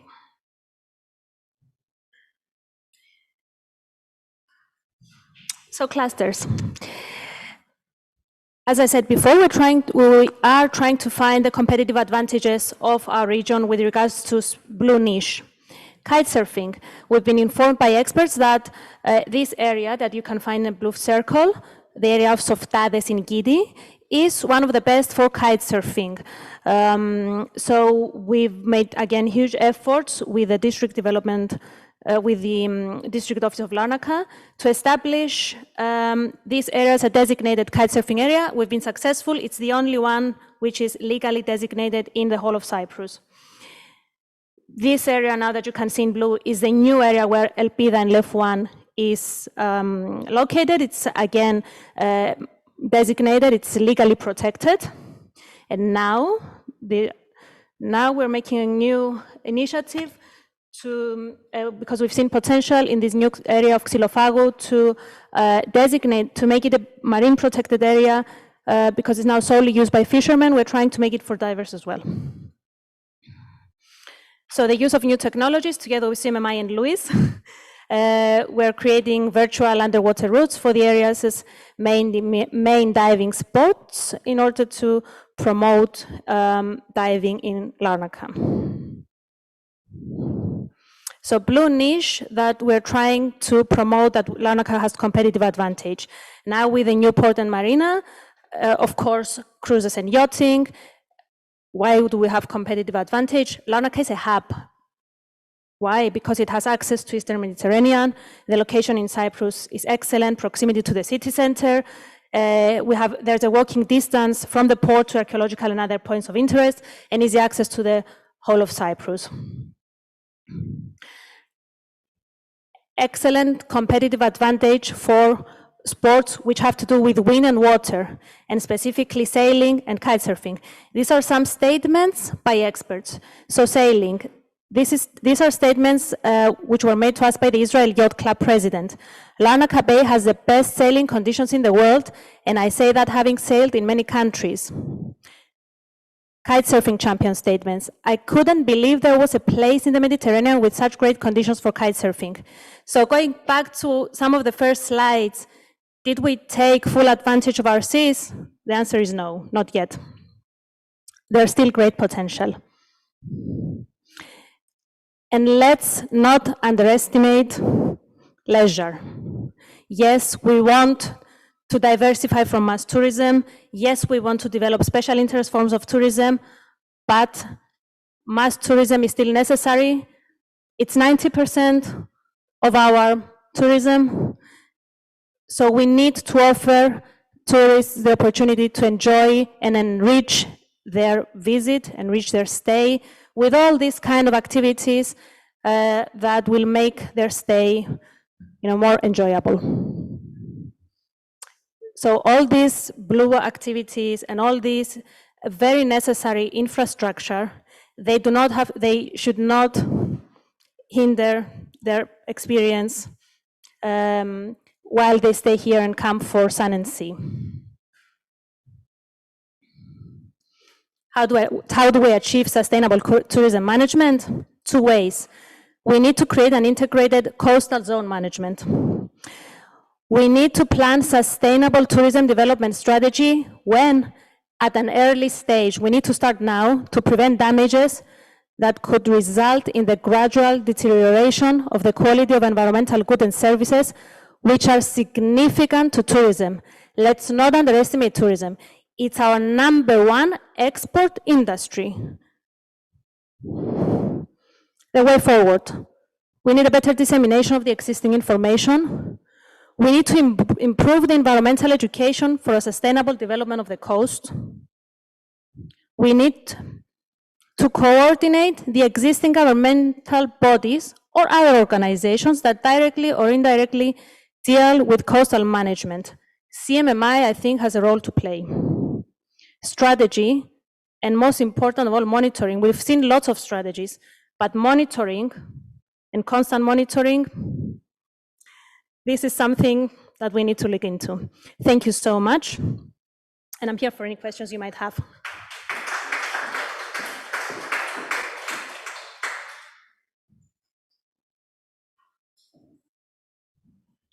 Thank you very much, Nana. So this brings us neatly and concludes day 2 of the Blue Deal Transferring Lab. Just to do a little bit of a recap, in the beginning of the day, you heard from us, and we presented to you the preliminary set of our scientific conclusions. The second part of the day, you heard from other users of the sea in order so that you get a more, and for us also, to get a more holistic point of view and know how we should move forward and what types of recommendations to make if we are really to capitalize on the results of this project. Now, cognizant of the fact that we have run over, we will open the floor for a short Q&A session, a little bit shorter than yesterday, so that we don't take up any further of your time. Angelos, my co-moderator.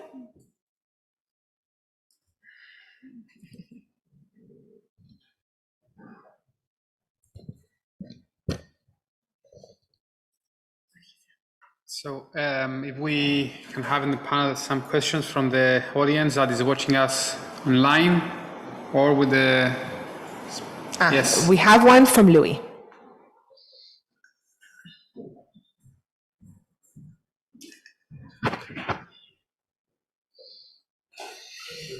I have a question. I think it was Miss Federica presentation, or it was subsequently shown in other presentations as well, with regards to the mapping and the layers you're using, especially for Posidonia oceanica.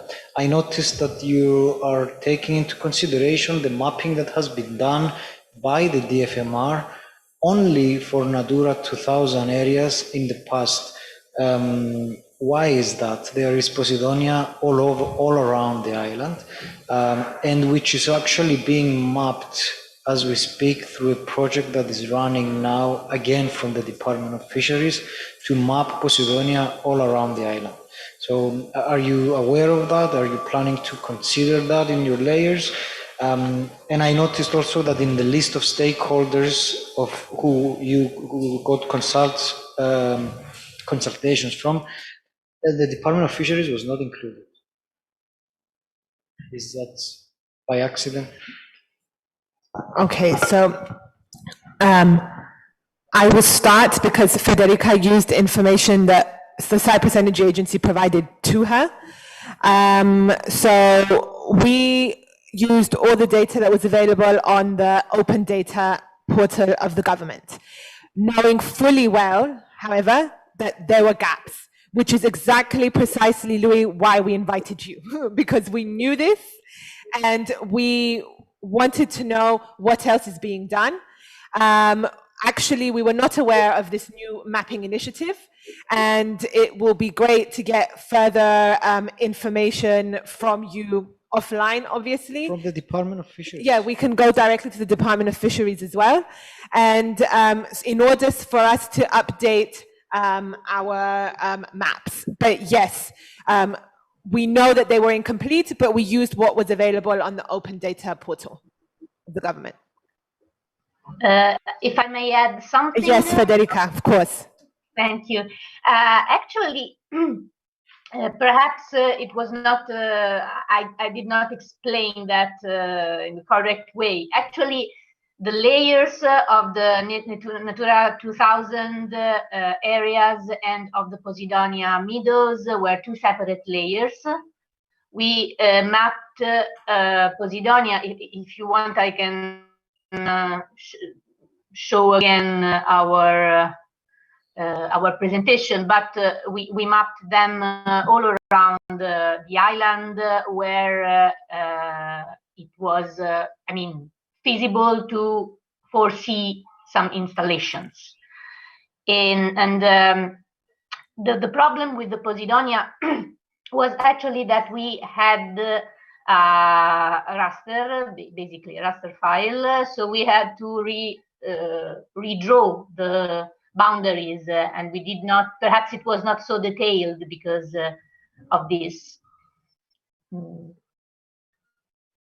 That's it. For the other thing, of course, I agree with Luisa that the analysis is forcefully incomplete and needs further improvements. Thank you. Okay, I would advise contacting the Department of Fisheries. Can I have one more question? Of course. All right.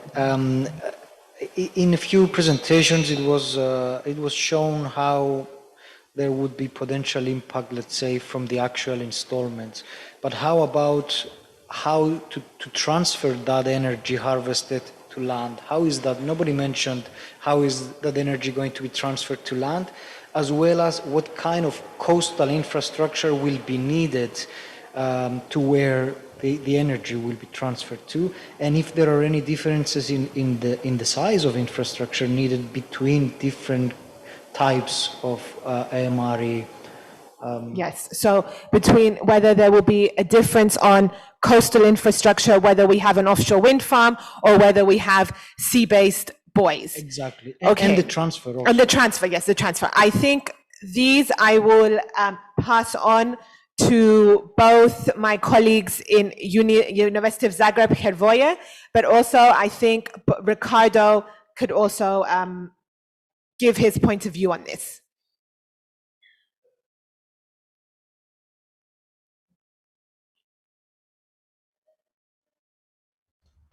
Oh, I'm here if you like, before only Zagreb.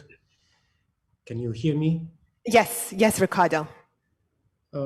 Yes, It's a good question, and of course, any kind of offshore technology would need a transfer of through a cable that is also very expensive to the land, and some infrastructures to the land. My colleagues from Uni Zagreb will add some details about this. I can add just a general comment about the second part of the day. That was really interesting, and I appreciated all the presentation concerning especially the environmental impact. Louis, for example, mentioned me saying that he disagreed with my approach, but so I figured out that probably I was not clear enough in saying that it is important to take into account the impact of current energy infrastructures. We are in the fossil fuel economy. We are used to some technologies like thermal power plants or refineries, oil transport, oil extraction. And it's really difficult to have information about the impacts of these technologies because they already exist. We are very good in providing analysis of environmental impacts in these new installations that mostly concern renewable energy sources. But it would be that is very important, and I agree with that. I'm an environmental scientist, and I don't want to sell any blue energy technology because I like very much the approach, and I appreciated all the competencies that were provided today that I believe are really, really very, very important. But also I think that we have to compare the impact of renewable energy sources with the impact of the fossil fuel economy. And sometimes we should also try to estimate, yes, the environmental costs of doing new installations based on renewable sources, but also what is the environmental cost of not doing those installations. And I guess that would be very much. Just to give an example, the Mediterranean Sea is the most sensible area in the world to climate change after the Arctic. It is the most sensible because of changes in sea temperature, seawater temperature, in climate, in extreme events, and all the effects of climate change. It is the most sensible area in the world after the Arctic. So we have to face this problem and many other environmental problems, and we have to figure out how the implementation of new solutions can change the landscape, probably, and the environment. Of course, taking into account the impact on the environment, minimizing the impacts, and making all the best to produce a new economy beyond beyond fossil fuels. So this is my general comment about that. I fully agree with the presentations, and I appreciated all the contributions of today. Thank you, Ricardo. I have no doubt in your good intentions, by the way. It's just a matter of wording and getting used to, this. It was the wording. May I add that, as we've seen from the presentation of Harvoy before, the most potential, let's say, technology is offshore wind, and the site that was selected, at least at preliminary, the results that we've seen, it's quite in distance from shore, and there are many stations along the coastline from the Electricity Authority of Cyprus, so a big shift of the angle of the cable can go directly to any station in a wide area that it's can be, let's say, direct existing floods, so we don't need to build any new infrastructure at the coastline. So on the coastline, yes. So coastal infrastructure, we may be able to take advantage of existing ones, but we will definitely need an underwater cable. Definitely. Yes. So, and that indeed has a huge impact on benthic species, the seabed, and the coral reefs potentially. So. I have a lot of more questions, but I will not monopolize. We can discuss it between ourselves, and we can pass it off. So the gentleman, yes, of course. Yeah, my name is Mike Efthimiou. I think all presentations were excellent.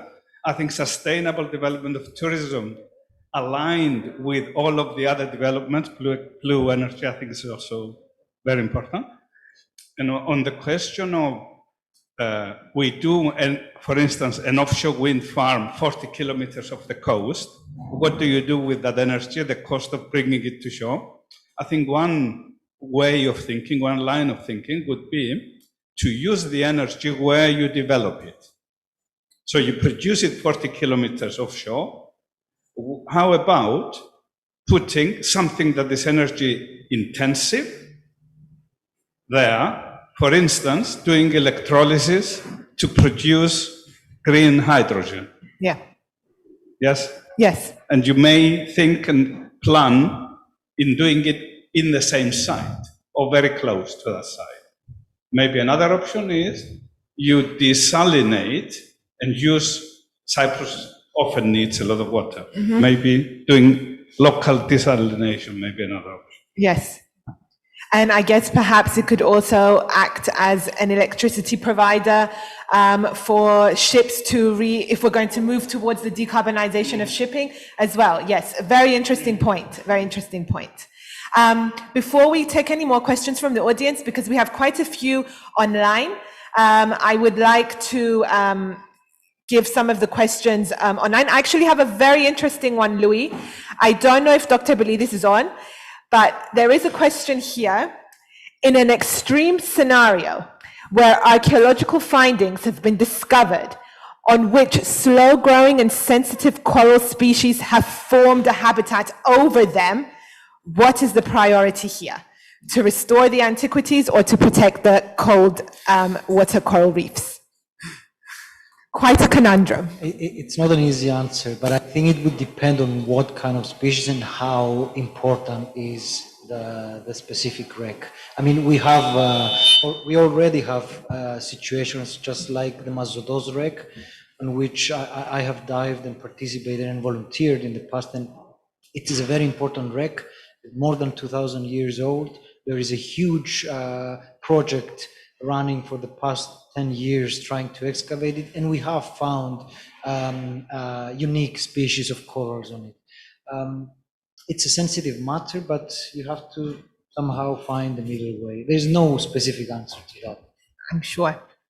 And we have one more question on the coral hotspots, actually. That was a very interesting part. The coral hotspot area identified at the eastern part of Cyprus, is it currently being monitored? And do you think that marine protected area will be designated soon enough to protect it? Well, the hope is that it will be. But to go back to the first question, no, it's not being monitored. It's not being monitored. It's very difficult. Well, it's funding and dedicated people to monitor something that is at 150 meters depth. We continuously get notifications from fishermen or from the public that more corals are being extracted, either intentionally or unintentionally. We even heard of people trying to sell them. So it's very worrying. We need to continue, we need to start monitoring them, and we need to push and urge for the protection ASAP. And apart from just the protection, the actual enforcement of protection, yes, and the monitoring and the patrolling and management plans.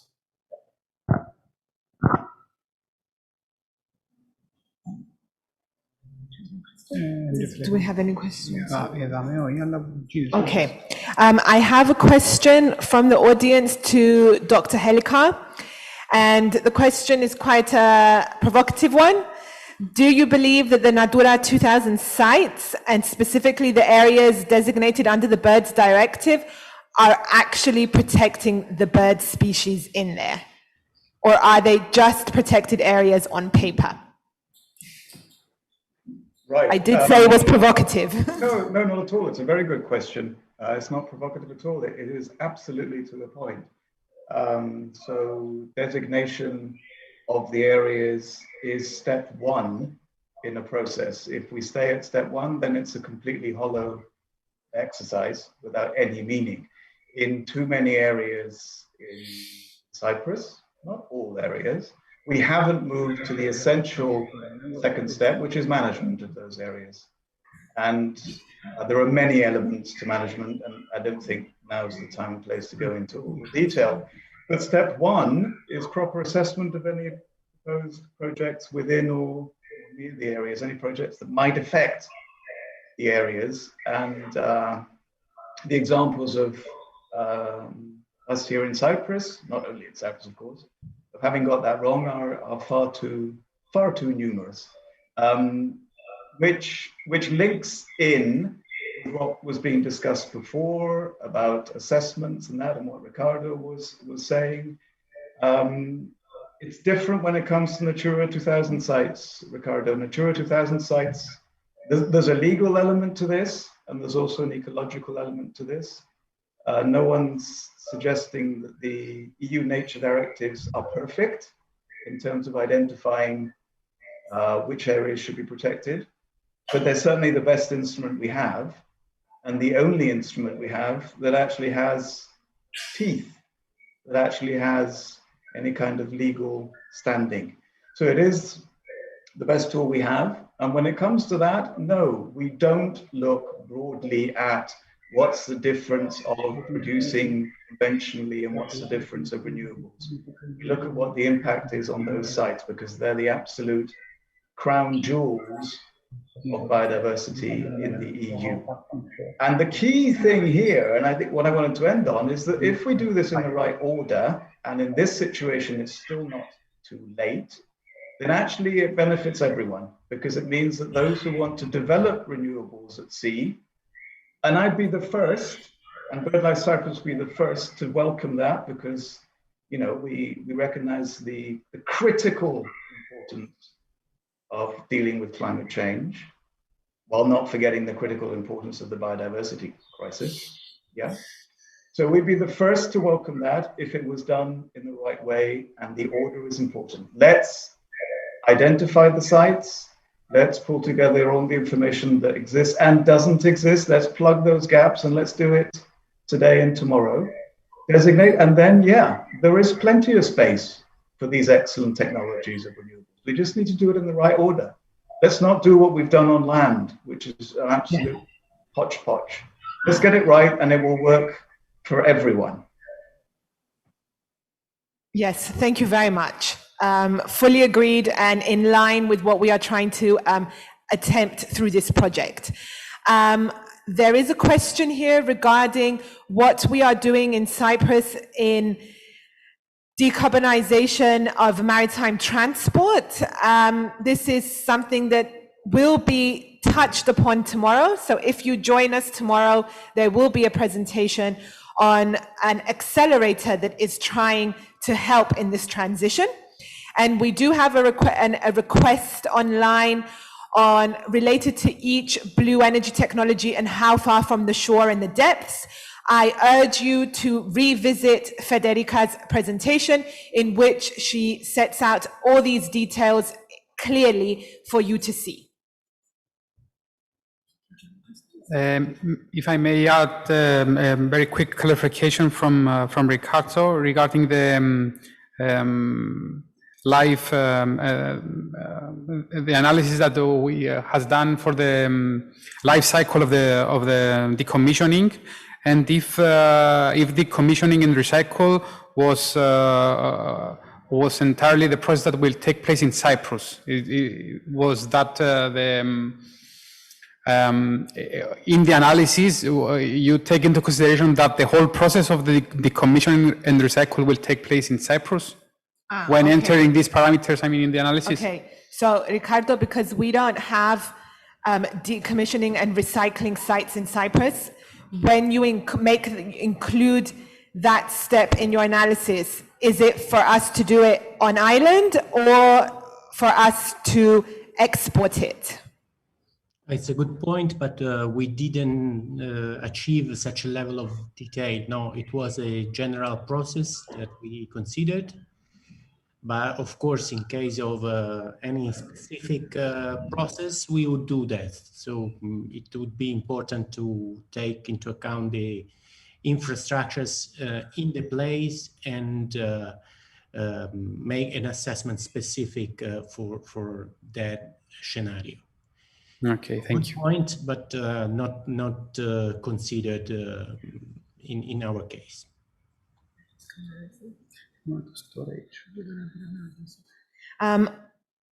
I have one final question for Hervoje. In your presentation, Hervoje, you said that further res penetration in Cyprus, whether it is blue energy res penetration or any other type like solar PV, definitely needs interconnection.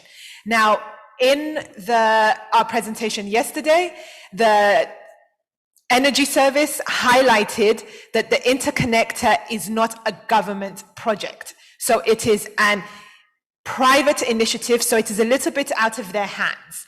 So if that doesn't go through, what is the capability of things like storage or maybe the decentralization of development of microgrids or even virtual power plants?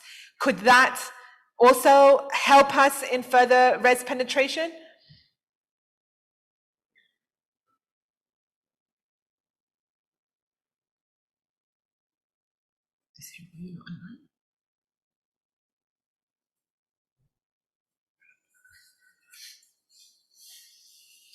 I'm guessing Hervoje is not online.